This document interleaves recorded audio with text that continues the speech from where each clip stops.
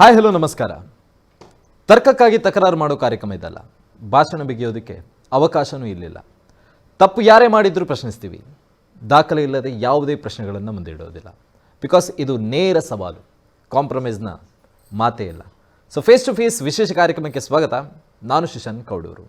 ಇವತ್ತಿನ face to face ವಿಶೇಷ ಕಾರ್ಯಕ್ರಮದಲ್ಲಿ ನಮ್ಮ ಜೊತೆ ಇರುವಂಥ ಅತಿಥಿ, ಇವರು ಕೆಲವರ ಪ್ರಕಾರ ವಿವಾದಗಳನ್ನೇ ತನ್ನ ಮೇಲಿನ ವಿಭೂತಿ ಅಂತ ಹೇಳಿ ಸ್ವೀಕರಿಸಿದವರು. ಸದಾ ಒಂದಲ್ಲ ಒಂದು ವಿಚಾರಗಳಿಂದ ಪ್ರತಿನಿತ್ಯವೂ ಕೂಡ ಸುದ್ದಿ ಆಗ್ತಾ ಇರುವಂಥವರು. ತನ್ನ ಫೈರ್ ಬ್ರ್ಯಾಂಡ್ ಮಾತುಗಳಿಂದ ಉಗ್ರ ಹಿಂದುತ್ವದ ಪ್ರತಿಪಾದಕರಾಗಿ ಹಿಂದೂ ಧರ್ಮದ ಪ್ರತಿಯೊಂದು ಹೋರಾಟದಲ್ಲೂ ಮುಂಚೂಣಿಯಲ್ಲಿರುವ ಗುರುಪುರ ವಜ್ರದೇಹಿ ಮಠದ ಶ್ರೀ ರಾಜಶೇಖರಾನಂದ ಸ್ವಾಮೀಜಿಯವರು ನಮ್ಮ ಜೊತೆ ಇದ್ದಾರೆ. ಸೊ ಅವರನ್ನ ಈ ಕಾರ್ಯಕ್ರಮಕ್ಕೆ ಸ್ವಾಗತ ಮಾಡೋಣ. ಜೊತೆಗೆ ಇವತ್ತಿನ ಫೇಸ್ ಟು ಫೇಸ್ ಅಲ್ಲಿ ಏನೆಲ್ಲ ಮಾತುಕತೆ ನಡೆಯುತ್ತೆ ನೋಡೋಣ. ಶ್ರೀಗಳಿಗೆ ಸ್ವಾಗತ. ನಮಸ್ತೆ. ಮೊದಲನೇದಾಗಿ ಕೇಳೋದಾದ್ರೆ, ನಮ್ಮ ಮಾತುಕತೆ ಪ್ರಾರಂಭ ಆಗೋದಕ್ಕಿಂತ ಮುಂಚೆ ತಮ್ಮ ಆರೋಗ್ಯ ಮತ್ತು ಈಗ ಪ್ರಸ್ತುತ ಜೀವನ ಯಾವ ಥರ ಇದೆ ಸ್ವಾಮೀಜಿ? ಆರೋಗ್ಯ ಚೆನ್ನಾಗಿದೆ ಅಂತಂದರೆ ನಾವು ಚಾತುರ್ಮಾಸ್ಯದಿಂದ ಎದ್ದದ್ದಷ್ಟೇ, ಈಗ ಸಂಚಾರ ಶುರುವಾದದ್ದಷ್ಟೇ. ಮೈಸೂರಿಗೆ ಹೋಗಿ ಬೇರೆ ಬೇರೆ ಕಾರ್ಯಕ್ರಮಗಳಲ್ಲಿ ಭಾಗಿಯಾಗಿ ಈಗ ಸಂಚಾರ ಆರಂಭ ಆಗಿದೆ. ಚಾತುರ್ಮಾಸ್ಯದಲ್ಲಿರುವಾಗ ನಮಗೆ ದೇವರು ಬಿಟ್ಟರೆ ಬೇರೆ ವಿಷಯ ಇಲ್ಲ. ದೇವರ ಜೊತೆಗೆ ಇರುವುದು ಅಲ್ಲಿ ನಮ್ಗೆ ಅಧ್ಯಯನ ಅಧ್ಯಾಪನ ಅದೆಲ್ಲ ಇರ್ತದೆ. ಅಧ್ಯಾಪನ ಬೇರೆ ಬೇರೆ ಸಂದರ್ಭಗಳಲ್ಲೂ ಇರ್ತದೆ, ಆದರೆ ದೇವರ ಜೊತೆ ಸಂವಹನ ಇರುವುದು ಹೆಚ್ಚಾಗಿ ನಮಗೆ ಚಾತುರ್ಮಾಸ್ಯ ಸಮಯದಲ್ಲಿ. ಹಾಗಾಗಿ ಆ ಒಡನಾಟದಿಂದ ಈಗ ಸ್ವಲ್ಪ ಸಮಾಜ ಧರ್ಮ ಹೀಗೆಲ್ಲ ಬಂದಾಗ ನಮ್ಮ ಓಡಾಟಗಳು ಶುರುವಾಗತ್ತೆ. ಹಾಗಾಗಿ ಈಗ ಓಡಾಟ ಪ್ರಾರಂಭ ಆಗಿದೆ. ಹಾಗಾಗಿ ತೊಂದರೆ ಇಲ್ಲ, ನಡೀತಾ ಇದೆ. ಅಲ್ಲ, ತಾವೇ ಹೇಳೋ ಥರ ಈ ಚಾತುರ್ಮಾಸದ ನಂತರದ ಓಡಾಟಗಳು ಬರೀ ಧರ್ಮದ ನಡೆಗಿಂತ ಈ ರಾಜಕೀಯ ನಡೆಯ ಓಡಾಟಗಳು ಜಾಸ್ತಿ ಆಗ್ತಾ ಇದೆಯಾ ಅಂತ ಹೇಳಿ, ಅದು ಕೂಡ ಪರ್ಟಿಕ್ಯುಲರ್ ವಜ್ರದೇಹಿ ಶ್ರೀಗಳ ಜೀವನ. ಅಂದರೆ ರಾಜಕೀಯ ಅನ್ನುವುದು ನಮ್ಮ ಮನಸ್ಸಿನಲ್ಲಿ ಇಲ್ಲ. ನಮ್ಮ ಮಾತು ಕೇಳಿದವರು ಹೇಳ್ತಾರೆ, ಅವರು ರಾಜಕೀಯ ಸ್ವಲ್ಪ ಮಾತಾಡ್ತಾರೆ ಅಂತ ಹೇಳ್ತಾರೆ, ಯಾರೋ ಒಂದಿಬ್ಬರು. ಹಾಗಾಗಿ ನಮಗೆ ರಾಜಕೀಯ ಅಂತಂದರೆ ಧರ್ಮ ಅನ್ನುವುದು ಬಂದಾಗ ಧರ್ಮದ ವಿಷಯದಲ್ಲಿ ನಾವು ರಾಜಕೀಯವನ್ನು ಬೆಸೆಯಬೇಕಾಗ್ತದೆ.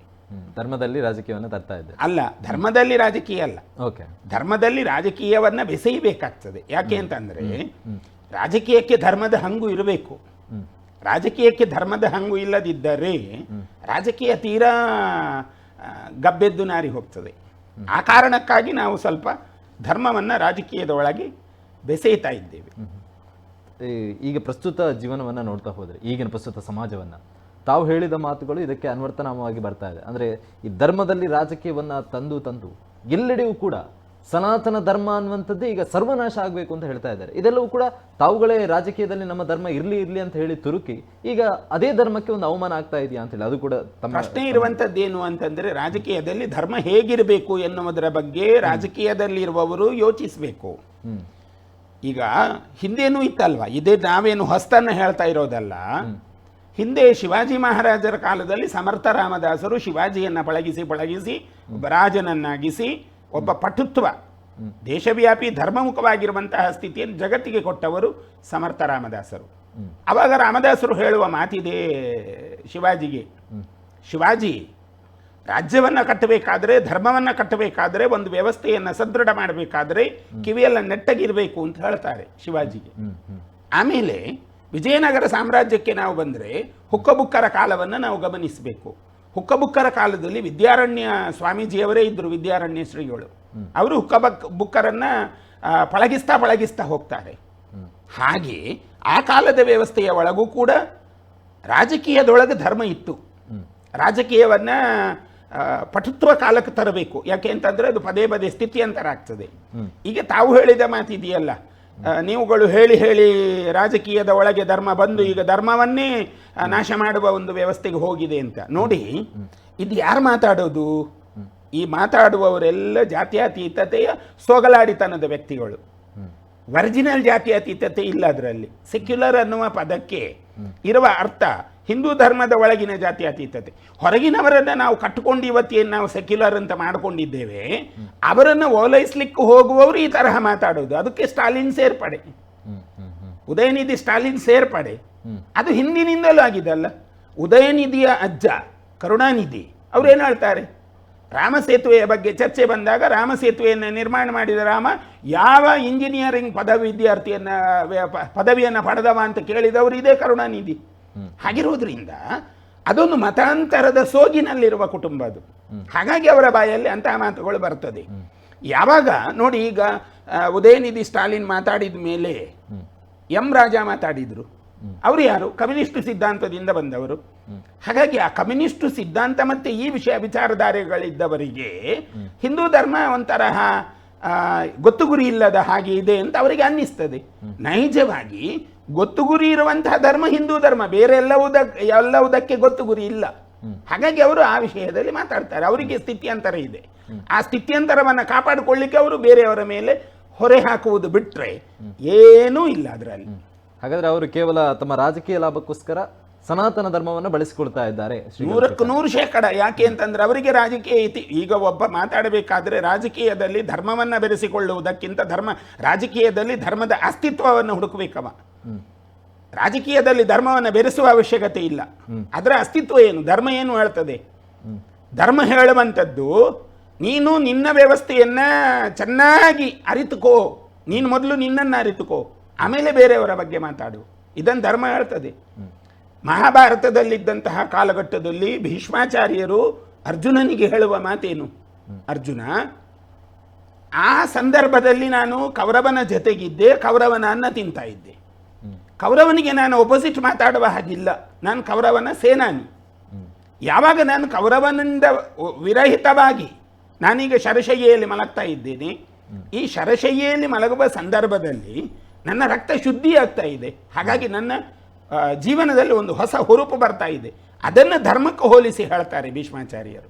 ಅಂದ್ರೆ ಧರ್ಮ ಎನ್ನುವುದು ನಿಂತ ನೀರಲ್ಲ, ಅದು ತನ್ನ ಹೊಸತನವನ್ನ ರೂಪಿಸಿಕೊಂಡು ಹೊಸತನದ ಕಡೆಗೆ ಧಾವಂತದಲ್ಲಿರುವುದು ಧರ್ಮ.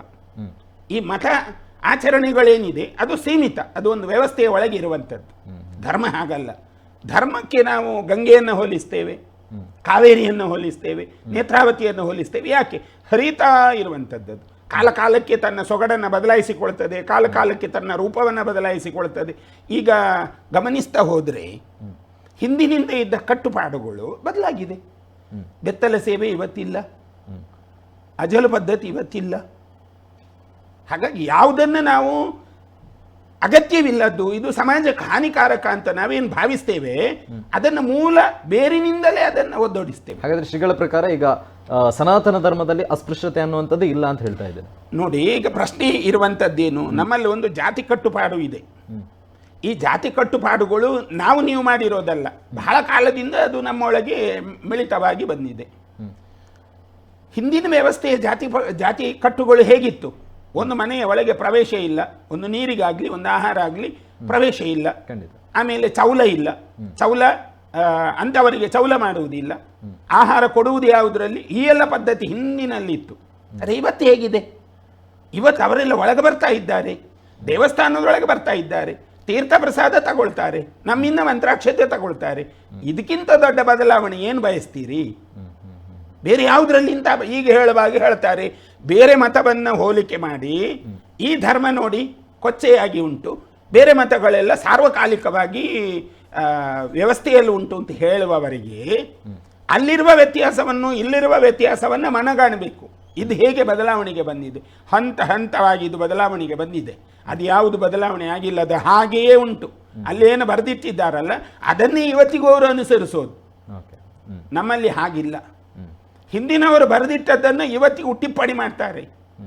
ಹಿಂದಿನ ಮಹಾಭಾರತ ಅದಕ್ಕೆ ಇವತ್ತು ಪಾರಿಭಾಷಿಕವಾಗಿರುವಂಥ ಸಾಮಾನ್ಯ ಜನರಿಗೆ ಅರಿವಾಗಿರುವಂಥ ರೀತಿಯಲ್ಲಿ ಟೀಕೆ ಟಿಪ್ಪಣಿಗಳನ್ನು ಬರೀತಾರೆ. ನಾವು ಆ ಟೀಕೆ ಟಿಪ್ಪಣಿಗಳ ಆಧಾರದ ಮೇಲೆ ಆ ಗ್ರಂಥವನ್ನು ಅಧ್ಯಯನ ಮಾಡ್ತೇವೆ. ಸುಮಾರು ಮಂದಿ ಬರೆದದ್ದುಂಟು. ಜ್ಞಾನಿಗಳು ರಮಣ ಮಹರ್ಷಿಗಳಿಂದ ಹಿಡಿದು ಜಗದ್ಗುರು ಮಧ್ವಾಚಾರ್ಯರಿಂದ ಹಿಡಿದು ಶಂಕರಾಚಾರ್ಯರವರೆವಿಗೂ ಅದಕ್ಕೆ ಟೀಕೆ ಟಿಪ್ಪಣಿಗಳನ್ನು ಬರೆದಿದ್ದಾರೆ. ಹಾಗಾಗಿ ನಾವು ಆ ಟೀಕೆ ಟಿಪ್ಪಣಿಗಳ ಆಧಾರದ ಮೇಲೆ ಧರ್ಮವನ್ನು ಗುರುತಿಸ್ತಾ ಹೋಗ್ತೇವೆ. ಅಲ್ಲಿ ಹಾಗಿಲ್ಲಲ್ಲ. ಯಾವುದಕ್ಕೆ ಟೀಕೆ ಇದೆ, ಯಾವುದಕ್ಕೆ ಟಿಪ್ಪಣಿ ಇದೆ, ಯಾವುದಕ್ಕೆ ಪಾರಿಭಾಷಿಕವಾಗಿರತಕ್ಕಂಥ ಸಂಶೋಧನೆ ಏನಾರಾಗಿದೆ? ಅಲ್ಲಿ ಏನೂ ಆಗಿಲ್ವಲ್ಲ. ಹಾಗೇ ಇರುವ ಒಂದು ಜಡವಾಗಿರುವಂತಹ ವಸ್ತು ಅದು. ಆ ಜಡವಾಗಿರುವಂತಹ ಗ್ರಂಥವನ್ನ ಇನ್ನೊಂದು ಗ್ರಂಥದ ಬಗ್ಗೆ ಹೋಲಿಸಿ ಅಲ್ಲಿ ಹಾಗಿದೆ ಇಲ್ಲಿ ಹೀಗಿದೆ ಅಂತ ಹೇಳುವುದು ಶುದ್ಧ ಸುಳ್ಳು ಮತ್ತೆ ಶುದ್ಧ ತಪ್ಪು. ಓಕೆ, ಈಗ ತಾವೇ ಆಗ ಹೇಳಿದ ಹಾಗೆ ಈ ರಾಜಕೀಯದಲ್ಲಿ ಧರ್ಮದ ಅವಶ್ಯಕತೆ ಇದೆ ಅಂತ ಹೇಳ್ತಾ ಇದ್ದೀರಾ. ಈ ಒಟ್ಟಿನಲ್ಲಿ ನೋಡೋದಾದ್ರೆ ಸನಾತನ ಧರ್ಮದ ಉಳಿವಿಗಾಗಿ ರಾಜಕೀಯದ ಅಗತ್ಯತೆ ಇದೆಯಾ? ಹಾಗಾದ್ರೆ ನೋಡಿ, ಈಗ ಸನಾತನ ಧರ್ಮದ ಉಳಿವಿಗಾಗಿ ರಾಜಕೀಯದ ಅವಶ್ಯಕತೆ ಇದೆಯಾ ಅಂತ ಪ್ರಶ್ನೆ ಬಂದಾಗ ಕಾನೂನು ಯಾರು ರಚನೆ ಮಾಡೋದು? ಸಂವಿಧಾನಕ್ಕೊಂದು ಕಾನೂನು ಇದೆ, ಕಾನೂನನ್ನು ರಚನೆ ಮಾಡಬೇಕು. ಕಾನೂನು ಯಾರು ರಚನೆ ಮಾಡೋದು? ಈ ಪುಂಡುಪೋಖರಿಗಳ ಕೈಗೆ ಸಂವಿಧಾನ ಸಿಕ್ಕಿದ್ರೆ ಇವ್ರು ಏನೆಲ್ಲ ಮಾಡ್ಯಾರು? ನೀವು ಹೆಚ್ಚು ಇದನ್ನು ಅಧ್ಯಯನ ಮಾಡುವ ಅವಶ್ಯಕತೆ ಇಲ್ಲ.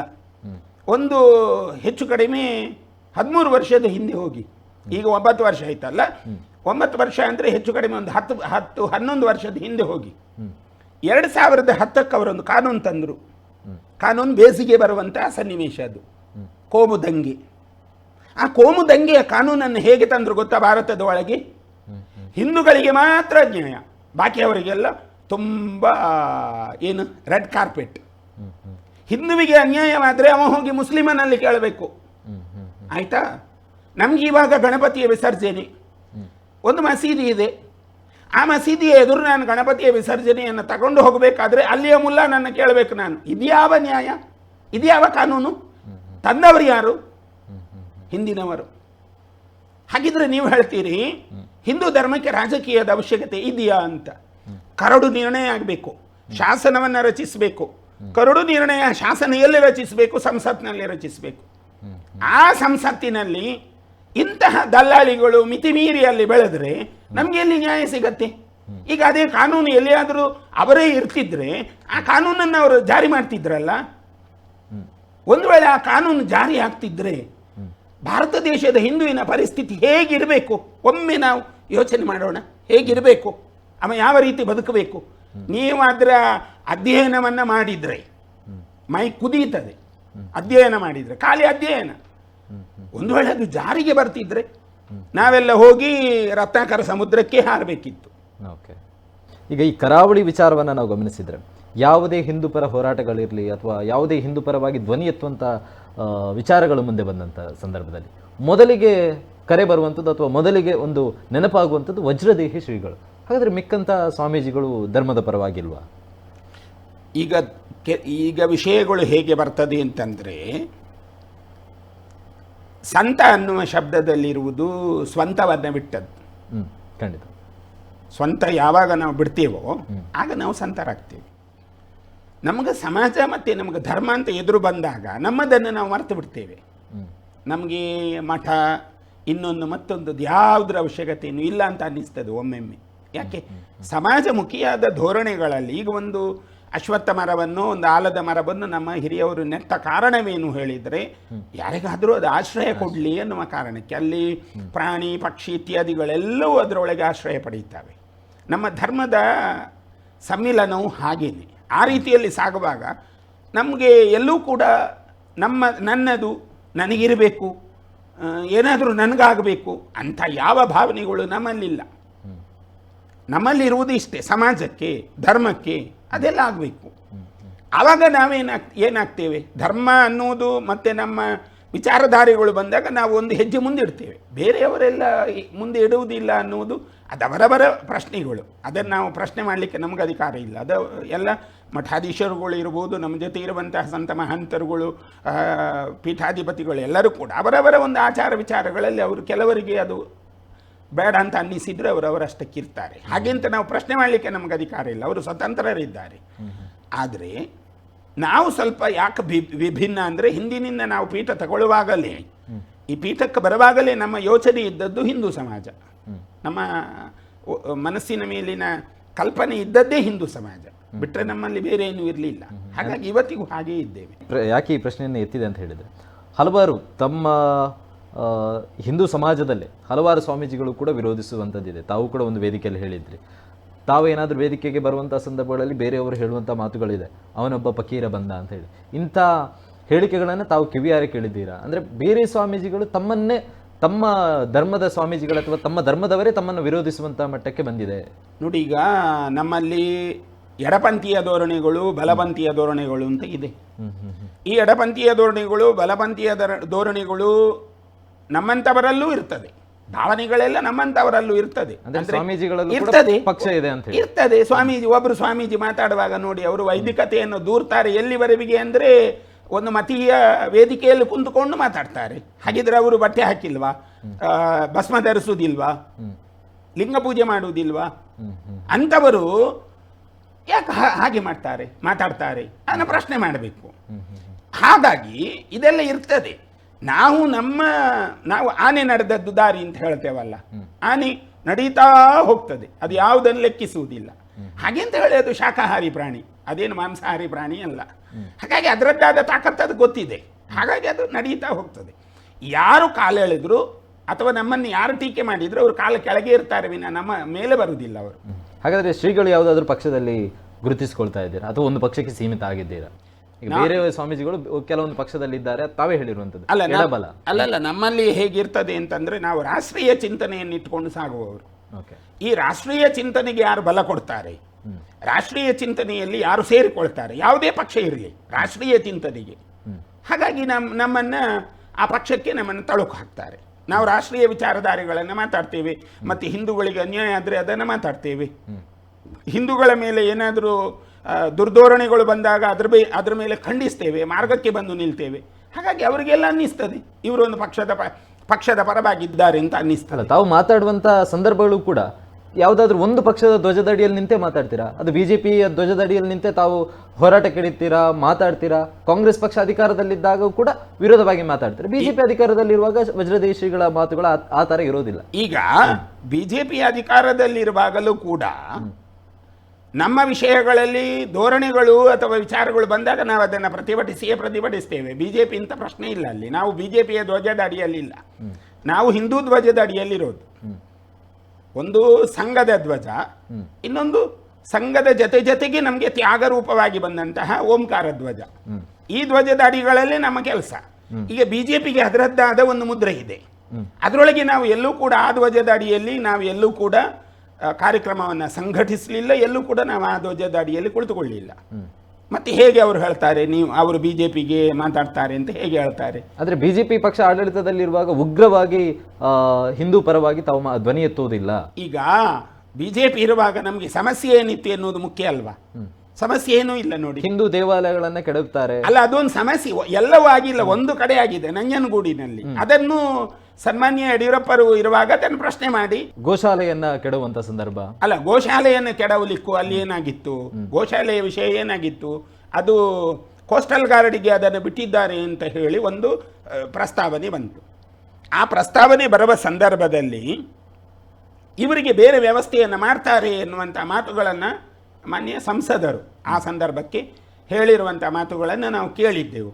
ಪರ್ಯಾಯ ವ್ಯವಸ್ಥೆಯನ್ನು ಮಾಡ್ತಾರೆ ಅಂತಲಾದರೆ ಅದನ್ನು ತೆಗೆದು ಇವರೇ ರಚನೆ ಮಾಡಿಕೊಡುದು, ಅದಕ್ಕೆಲ್ಲ ಹೊಣೆಯೂ ಸರ್ಕಾರವೇ.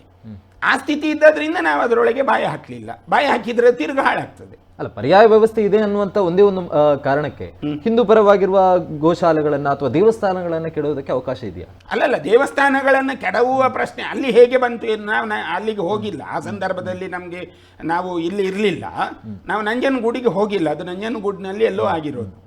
ಅದು ಈ ತಂಡಗಳ ಒಳಗೇನೋ ಮನಸ್ತಾಪಗಳಾಗಿ ಆ ಮೂಲಕವಾಗಿ ಅದನ್ನು ಕೆಡವಿದ್ದಾರೆ, ಮತ್ತು ಅದಕ್ಕೆ ಬೇಕಾದ ವ್ಯವಸ್ಥೆಯನ್ನು ಅವರುಗಳು ಆ ಸಂದರ್ಭಕ್ಕೆ ಮಾಡಿದ್ದಾರೆ. ಅದು ಒಂದು, ಆ ವಿಷಯದಲ್ಲಿ ನಾವು ಹೋಗಿಲ್ಲ.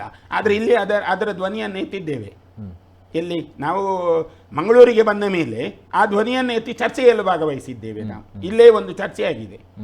ಆಮೇಲೆ ಈ ಗೋಶಾಲೆಯ ವಿಷಯವಾಗಿ ಬಂದ ವಿಷಯಕ್ಕೆ ನಾವು ಯಾಕೆ ಹೋಗಿಲ್ಲ ಅಂತಂದರೆ, ಅವರು ಆ ಕಪಿಲೆಯನ್ನು ಸಾಕ್ತಾ ಇದ್ದರು.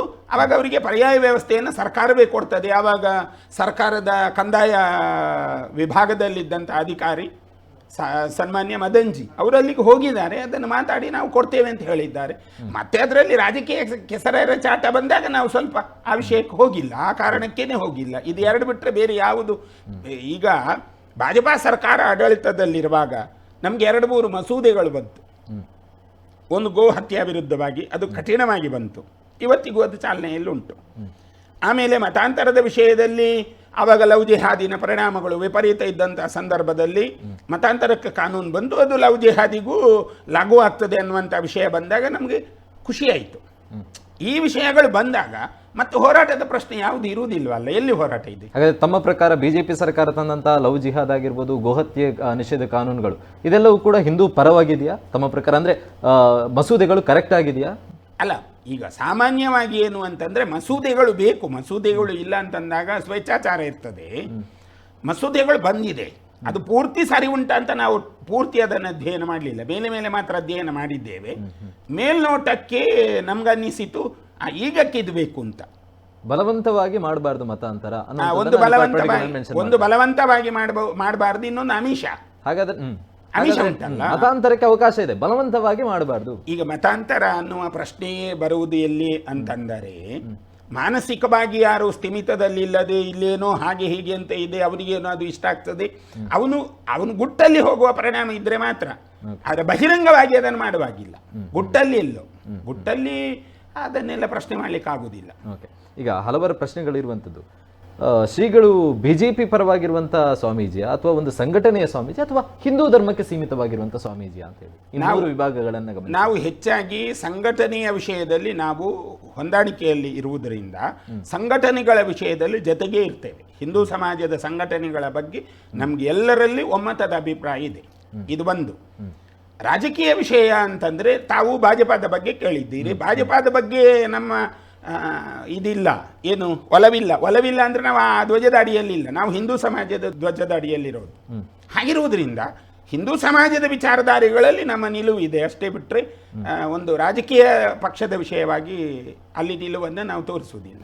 ಈಗ ಬೇರೆ ಸ್ವಾಮೀಜಿಗಳನ್ನ ನಾವು ಕಂಪೇರ್ ಮಾಡಿದ್ರೆ ಅವರು ಯಾರು ಕೂಡ ರಾಜಕೀಯ ವಿಚಾರವಾಗಿ ಸ್ಪೆಷಲಿ ಕರಾವಳಿಯ ಸ್ವಾಮೀಜಿಗಳು ಯಾರು ಕೂಡ ಈ ರಾಜಕೀಯ ವಿಚಾರಗಳಲ್ಲಿ ಮುಂದೆ ಹೋಗೋದಿಲ್ಲ. ಆದರೆ ವಜ್ರದೇಹಿ ಶ್ರೀಗಳು ಮಾತ್ರ ಈ ಮುಳ್ಳಿನ ರಾಜಕೀಯ ಅನ್ನುವಂಥದ್ರ ಮೇಲೆ ಈ ಕಾವಿ ಬಟ್ಟೆಯನ್ನು ಹಾಕ್ತಾ ಇದ್ದಾರೆ. ಇದರಿಂದ ಬಟ್ಟೆನೂ ಕೂಡ ಹರಿದೋಗುತ್ತೆ, ಅಥವಾ ಶ್ರೀಗಳ ತೇಜೋವಧಿಗಳು ಈ ರಾಜಕೀಯದಿಂದ ಆಗ್ತಾ ಇದೆ, ಹಲವಾರು ಆಗ್ತಾ ಇದೆ, ಆದರೂ ಕೂಡ ಮತ್ತೆ ಮತ್ತೆ ರಾಜಕೀಯದ ಈಗ ಪ್ರಶ್ನೆ ಇರುವಂಥದ್ದು ರಾಜಕೀಯ ಅನ್ನುವುದು ಯಾವುದು.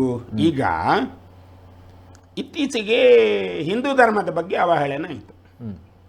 ಉದಯನಿಧಿ ಸ್ಟಾಲಿನ್ ಖಂಡಿತ ತಾವು ರೇಸ್ ಶುರು ಮಾಡಿದ್ರು, ಅಲ್ಲಿಂದ ಗೃಹ ಮಂತ್ರಿಗಳು ಮಾತಾಡಿದ್ರು, ಈಗಿನ ಗೃಹ ಮಂತ್ರಿಗಳು ಡಾಕ್ಟರ್ ಜಿ ಪರಮೇಶ್ವರ್. ಆಮೇಲೆ ಸಮಾಜ ಕಲ್ಯಾಣ ಮಂತ್ರಿಗಳು ಮಾತಾಡಿದ್ರು, ಮಹದೇವಪ್ಪನವರು. ಇವರಿಗೆ ಈಗ ಮಾತ್ರ ಗೊತ್ತಾದದ್ದ ಮಾತಾಡಬೇಕು, ಅಧಿಕಾರಕ್ಕೆ ಬಂದಾಗ ಮಾತ್ರ ಮಾತಾಡಬೇಕು ಅಂತ ಅನ್ನಿಸಿದ್ದ. ಈ ಹಿಂದೆ ಯಾಕೆ ಇವರು ಮಾತಾಡುವುದಿಲ್ಲ? ಅಧಿಕಾರ ಇಲ್ಲದೇ ಇದ್ದಾಗ ಯಾಕೆ ಮಾತಾಡುವುದಿಲ್ಲ? ಕೊಳಕು ಇದೆ, ಹೊಲಸು ಇದೆ, ಇಲ್ಲಿವರೆಗೆ ಅವರು ಅದೇ ಹೆಸರಲ್ಲಿ ಬಂದಿದ್ದಾರಲ್ಲ. ಮಹದೇವಪ್ಪ ಎನ್ನುವ ಹೆಸರನ್ನೇನಾದ್ರು ಬದಲಾವಣೆ ಮಾಡಿದ್ರ ಅವರು? ಡಾಕ್ಟರ್ ಜಿ ಪರಮೇಶ್ವರ್ ಅನ್ನುವ ಹೆಸರನ್ನೇನಾರು ಅವರು ಬದಲಾವಣೆ ಮಾಡಿದ್ರ? ಇಲ್ವಲ್ಲ. ಹಾಗಿದ್ರೆ ಯಾಕೆ ಒಂದು ಮನೆಯ ಒಳಗೆ ಆಗಬೇಕಾದ ಚಟುವಟಿಕೆಗಳನ್ನು, ಒಂದು ಮನೆಯ ಒಳಗೆ ನಡೆಯಬೇಕಾದ ವ್ಯತ್ಯಾಸಗಳನ್ನು ಡಂಗುರ ಹೊಡೆದು ಯಾಕೆ ಇವರು ಸರಿ ಮಾಡಲಿಕ್ಕೆ ಬರ್ತಾರೆ? ಅದು ಪ್ರಶ್ನೆ. ಈಗ ಗೃಹ ಮಂತ್ರಿಗಳು ಒಂದು ಅಧಿಕಾರದ ಸ್ಥಾನದಲ್ಲಿ ಇರುವವರು, ಅವರ ಮಾತಿಗೆ ಎಷ್ಟು ತೂಕ ಇರ್ತದೆ. ಅವರು ಹಿಂದೂ ಸಮಾಜವನ್ನು ಅವಹೇಳನ ಮಾಡ್ತಾರೆ ಅಂದರೆ ಅವರು ಯಾರು? ಈಗ ಕೆಲವರು ಬೇರೆಯವರೆಲ್ಲ ನಾವು ಬೇರೆಯವರು ಅಂತ ಹೇಳ್ತಾರೆ. ಅಂದರೆ ದಲಿತ ಸಮುದಾಯದಿಂದ ಬಂದಂಥ ವ್ಯವಸ್ಥೆಯ ಒಳಗೆ ನಾವು ಬೇರೆನೇ ಅಂತಾರೆ. ಅಂದರೆ ಅವ್ರು ಯಾರು ಅಂತ ಮೊದಲು ಹೇಳಬೇಕು. ಅವ್ರು ಯಾರು ಅಂದರೆ ಕೆಲವರಿಗೆ ಎಲ್ಲ ಬುದ್ಧಿಸ್ಟ್ ಆಗಿದ್ದಾರೆ.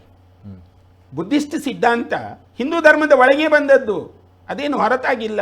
ಹಿಂದೂ ಧರ್ಮದಿಂದ ಬುದ್ಧಿಸ್ಟ್, ಬೌದ್ಧ ಮತ ಹಿಂದೂ ಧರ್ಮದಿಂದ ಹೊರತಾಗಿಲ್ಲ, ಅದು ಹಿಂದೂ ಧರ್ಮದ ಒಳಗೆ ಇರುವಂಥದ್ದು. ಪ್ರಶ್ನೆ ಮಾಡಬೇಕು. ಈಗ ನಮ್ಮ ಮನೆಯ ಒಳಗೆ ಕಸ ಇದೆ, ನಾನೊಂದು ಹಿಂದೂ ಧರ್ಮದ ಸಂತ, ನಮ್ಮ ಹಿಂದೂ ಧರ್ಮದೊಳಗೆ 10 ಹಲವು ಕಸಗಳಿದ್ದಾವೆ. ನಾವು ಅದನ್ನು ಡಂಗುರ ಹೊಡೆದು ಹೊರಗಾಕ್ಲಿಕ್ಕಾಗ್ತದ? ಇಲ್ಲ. ನಾವು ನಮ್ಮ ಒಳಗೆ ಅದನ್ನು ಪರಿಹರಿಸಿಕೊಂಡು ಬಹಳ ಸೂಕ್ಷ್ಮವಾಗಿ ಅದನ್ನು ಅರ್ಥೈಸಿಕೊಂಡು ನಾವು ಹೊರಗೆ ಹಾಕಬೇಕು. ಮನೆಯ ಒಳಗಿನ ಕಸವನ್ನು ನಾವು ಬಹಳ ಜೋಪಾನವಾಗಿ ಹೊರಗೆ ಹಾಕ್ತೇವೆ, ಅದು ನಮ್ಮ ಧರ್ಮ ಇದೆ. ಇದು ಬಿಟ್ಟು ನಿಮ್ಗೆ ತೋಚಿದ ಹಾಗೆ ಮಾತಾಡುವುದು, ನೀವೊಂದು ಸ್ಥಾನದಲ್ಲಿರುವಾಗ, ನೀವೊಂದು ಸ್ಥಾನಮಾನದಲ್ಲಿರುವಾಗ ನೀವು ಆ ಥರ ಮಾತಾಡಿದರೆ ಜನ ಏನು ಅನ್ನಿಸಿಕೊಳ್ತಾರೆ?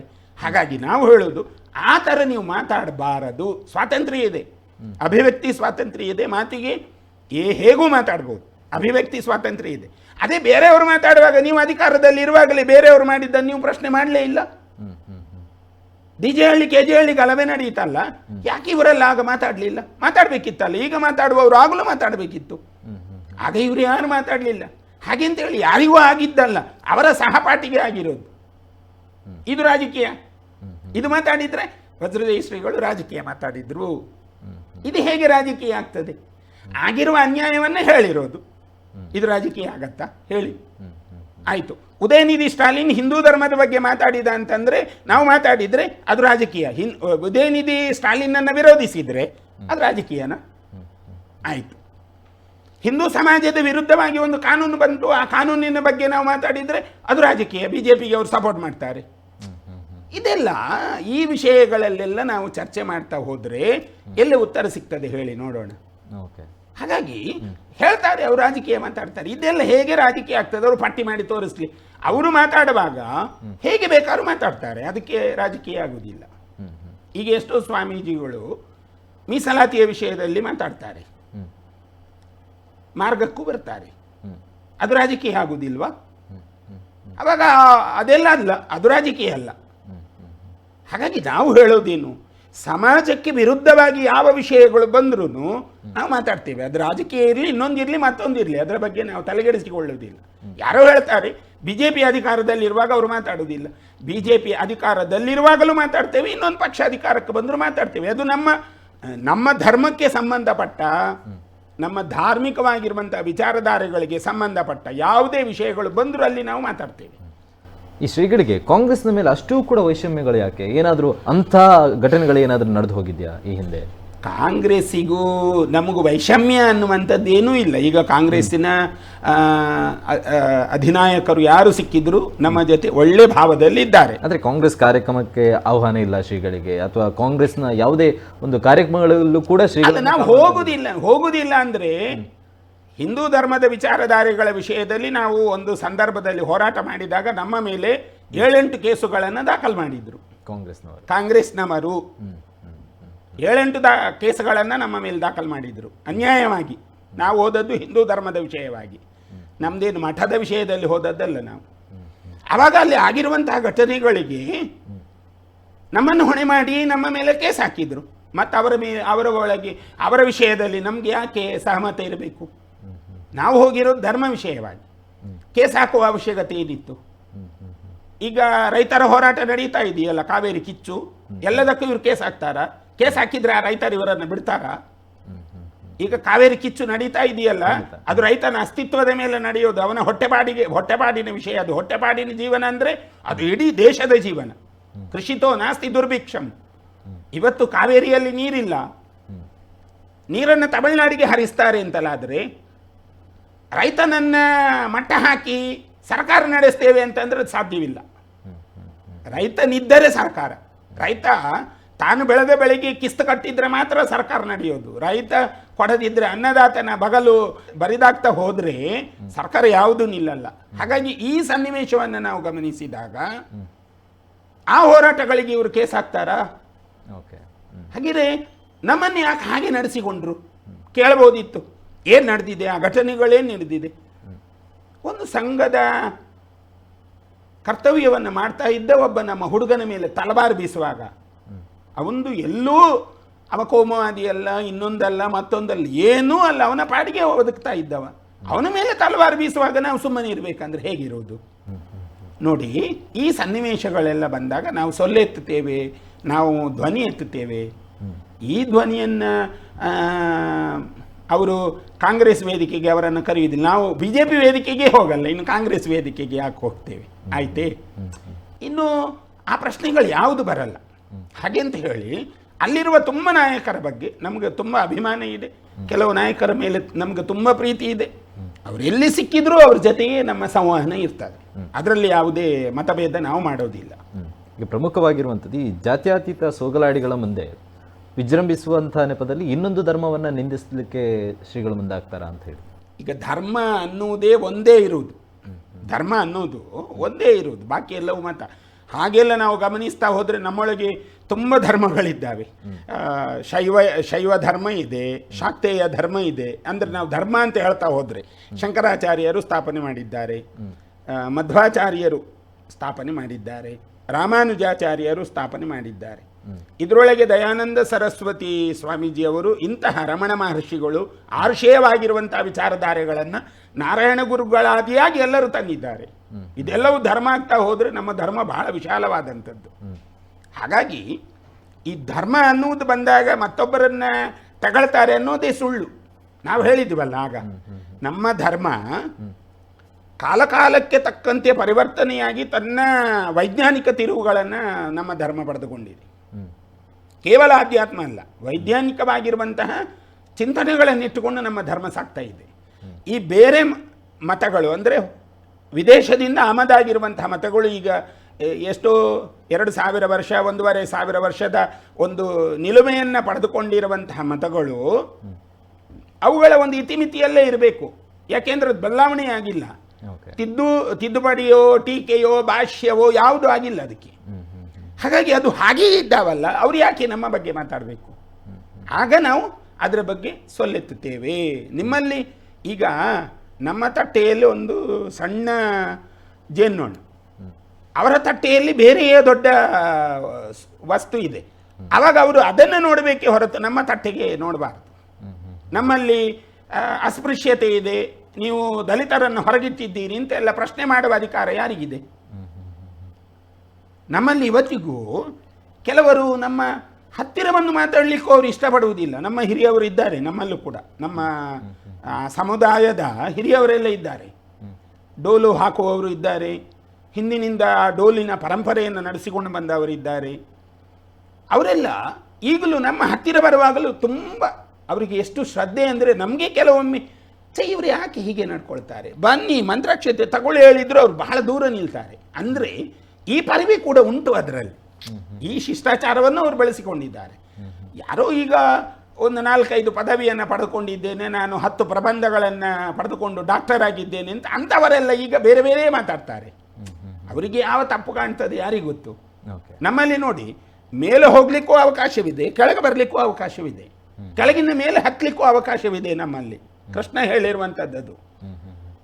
ನಮ್ಮಲ್ಲಿ ಜಾತಿ ಅನ್ನುವಂತಹ ವಿಷಯಗಳನ್ನು ಬಿಟ್ಟು ಧರ್ಮದ ಒಳಗೆ ಬಂದಾಗ ನಮಗೆ ಮೇಲೆ ಹತ್ತಲಿಕ್ಕೆ ಅವಕಾಶ ಇದೆ. ನಾನು ಯಾವ ಜಾತಿಯಲ್ಲಿದ್ದೇನೆ ಅಲ್ಲೇ ಇರಬೇಕು ಅಂತ ಇಲ್ಲ, ನಾನು ಮೇಲ್ಜಾತಿಗೆ ಹೋಗ್ಬೋದು. ಅಂದರೆ ಅದು ಜ್ಞಾನ. ಜಾತಿ ಎನ್ನುವುದು ಕೇವಲ ಅದು ಕಟ್ಟುಪಾಡು ವಿಷಯಕ್ಕೆ ಮನೆಯೊಳಗೆ ಸೀಮಿತ ಅಷ್ಟೇ. ಹೊರಗೆ ಹೋದಾಗ ನನಗೆ ಅದು ಜ್ಞಾನ, ನಾನು ಮೇಲೆ ಹತ್ತಬಹುದು. ಅಂಥ ಅವಕಾಶಗಳು ನಮ್ಮಲ್ಲಿದೆ. ಬೇರೆ ಇದರಲ್ಲಿ ಅಂಥ ಅವಕಾಶಗಳೇ ಇಲ್ಲ, ಅದು ನಿಂತ ನೀರು ಅಷ್ಟೇ. ಈ ವೇದಿಕೆ ಹತ್ತಿದ ತಕ್ಷಣ ಶ್ರೀಗಳಿಗೆ ಹಿಂದೂ ಮುಸ್ಲಿಂ ಅನ್ನುವಂತಹ ಮಾತುಗಳು ಅಥವಾ ಇನ್ನೊಂದು ಜಾತಿಯನ್ನ ಆ ಜಾತಿಯ ವಿರುದ್ಧವಾಗಿ ಮಾತಾಡುವಂತ ಹೇಳಿ, ಮುಸ್ಲಿಂ ವಿರುದ್ಧವಾಗಿ ಮಾತಾಡಿದಂತಹ ಪ್ರಮೇಯಗಳು ಇಲ್ಲ. ಯಾರು ಹೇಳ್ತಾರೆ ಗೊತ್ತಿಲ್ಲ, ವಿರುದ್ಧವಾಗಿ ಮಾತಾಡಿದ ಪ್ರಮೇಯಗಳು ಇಲ್ಲ. ಆದರೆ ಸಂಘಟನಾತ್ಮಕ ವಿಷಯಗಳು ಬಂದಾಗ, ಧಾರ್ಮಿಕ ಕಟ್ಟುಪಾಡುಗಳು ನಮ್ಮ ಒಳಗೆ ಕೆಲವೆಲ್ಲ ಬೇಡದ ವಿಷಯಗಳು ಬಂದಾಗ ನಾವು ಅದರ ಬಗ್ಗೆ ಸೊಲ್ಲೆತ್ತುತ್ತೇವೆ. ಆವಾಗ ನಾವು ಮುಸ್ಲಿಂ ವಿಚಾರಧಾರೆಗಳನ್ನೇ ವಿರೋಧಿಸುವುದಿಲ್ಲ. ಈಗ ಅಲ್ಲಿ ಅಬ್ದುಲ್ ಕಲಾಂ ಇದ್ದಾರಲ್ಲ, ಅವರು ನಮ್ಮವರಾಗಿ ಬಿದ್ದುಬಿಟ್ರಲ್ಲ. ಸಂತ ಶಿಶುನಾಳ ಶರೀಫರು ಇದ್ದಾರಲ್ಲ, ಅವರು ನಮ್ಮವರಾಗಿ ಬೆಳೆದ್ರಲ್ಲ. ಈಗಲೂ ಬಹಳಷ್ಟು ಮಂದಿ ಅದರೊಳಗೆ ಇದ್ದಾರೆ, ಅವರೆಲ್ಲ ನಮ್ಮವರಾಗಿದ್ದಾರೆ. ಅದರಲ್ಲೇನು ಜಿಜ್ಞಾಸೆ ಇಲ್ಲ. ಅವರನ್ನು ದೂಷಿಸುವಂಥದ್ದಾಗಲಿ ಅಥವಾ ಅವರನ್ನು ತಿರಸ್ಕರಿಸುವುದಂತಾಗಲಿ ಆ ಯಾವ ಮನೋಭಾವವೂ ನಮ್ಮಲ್ಲಿಲ್ಲ. ನಮ್ಮಲ್ಲಿ ವಸುದೈವ ಕುಟುಂಬಕಂ ಅನ್ನುವ ಮಾತಿದೆ. ನಮ್ಮಲ್ಲಿ ಲೋಕಾಹ ಸಮಸ್ತಾಹ ಸುಖಿನೋ ಭವಂತು ಅಂತ ಹೇಳಿದವರು ನಾವು. ನನ್ನದೇ ದೊಡ್ಡದು, ನನ್ನದರಲ್ಲೇ ಆಶ್ರಯ ಪಡೆಯಬೇಕು, ನನ್ನಲ್ಲೇ ನೀನು ಜೀವನ ಮಾಡಬೇಕು, ನಾನೇ ನಿನ್ನನ್ನು ಮೋಕ್ಷಕ್ಕೆ ತಗೊಂಡೋಗ್ತೇನೆ ಅಂತ ನಮ್ಮಲ್ಲಿ ಎಲ್ಲೂ ವಿಚಾರಧಾರೆಗಳನ್ನು ಹೇಳಲಿಲ್ಲ. ನಮ್ಮಲ್ಲಿ ಹೇಳಿರುವುದು ಎಲ್ಲವೂ ಸಾಮೂಹಿಕ.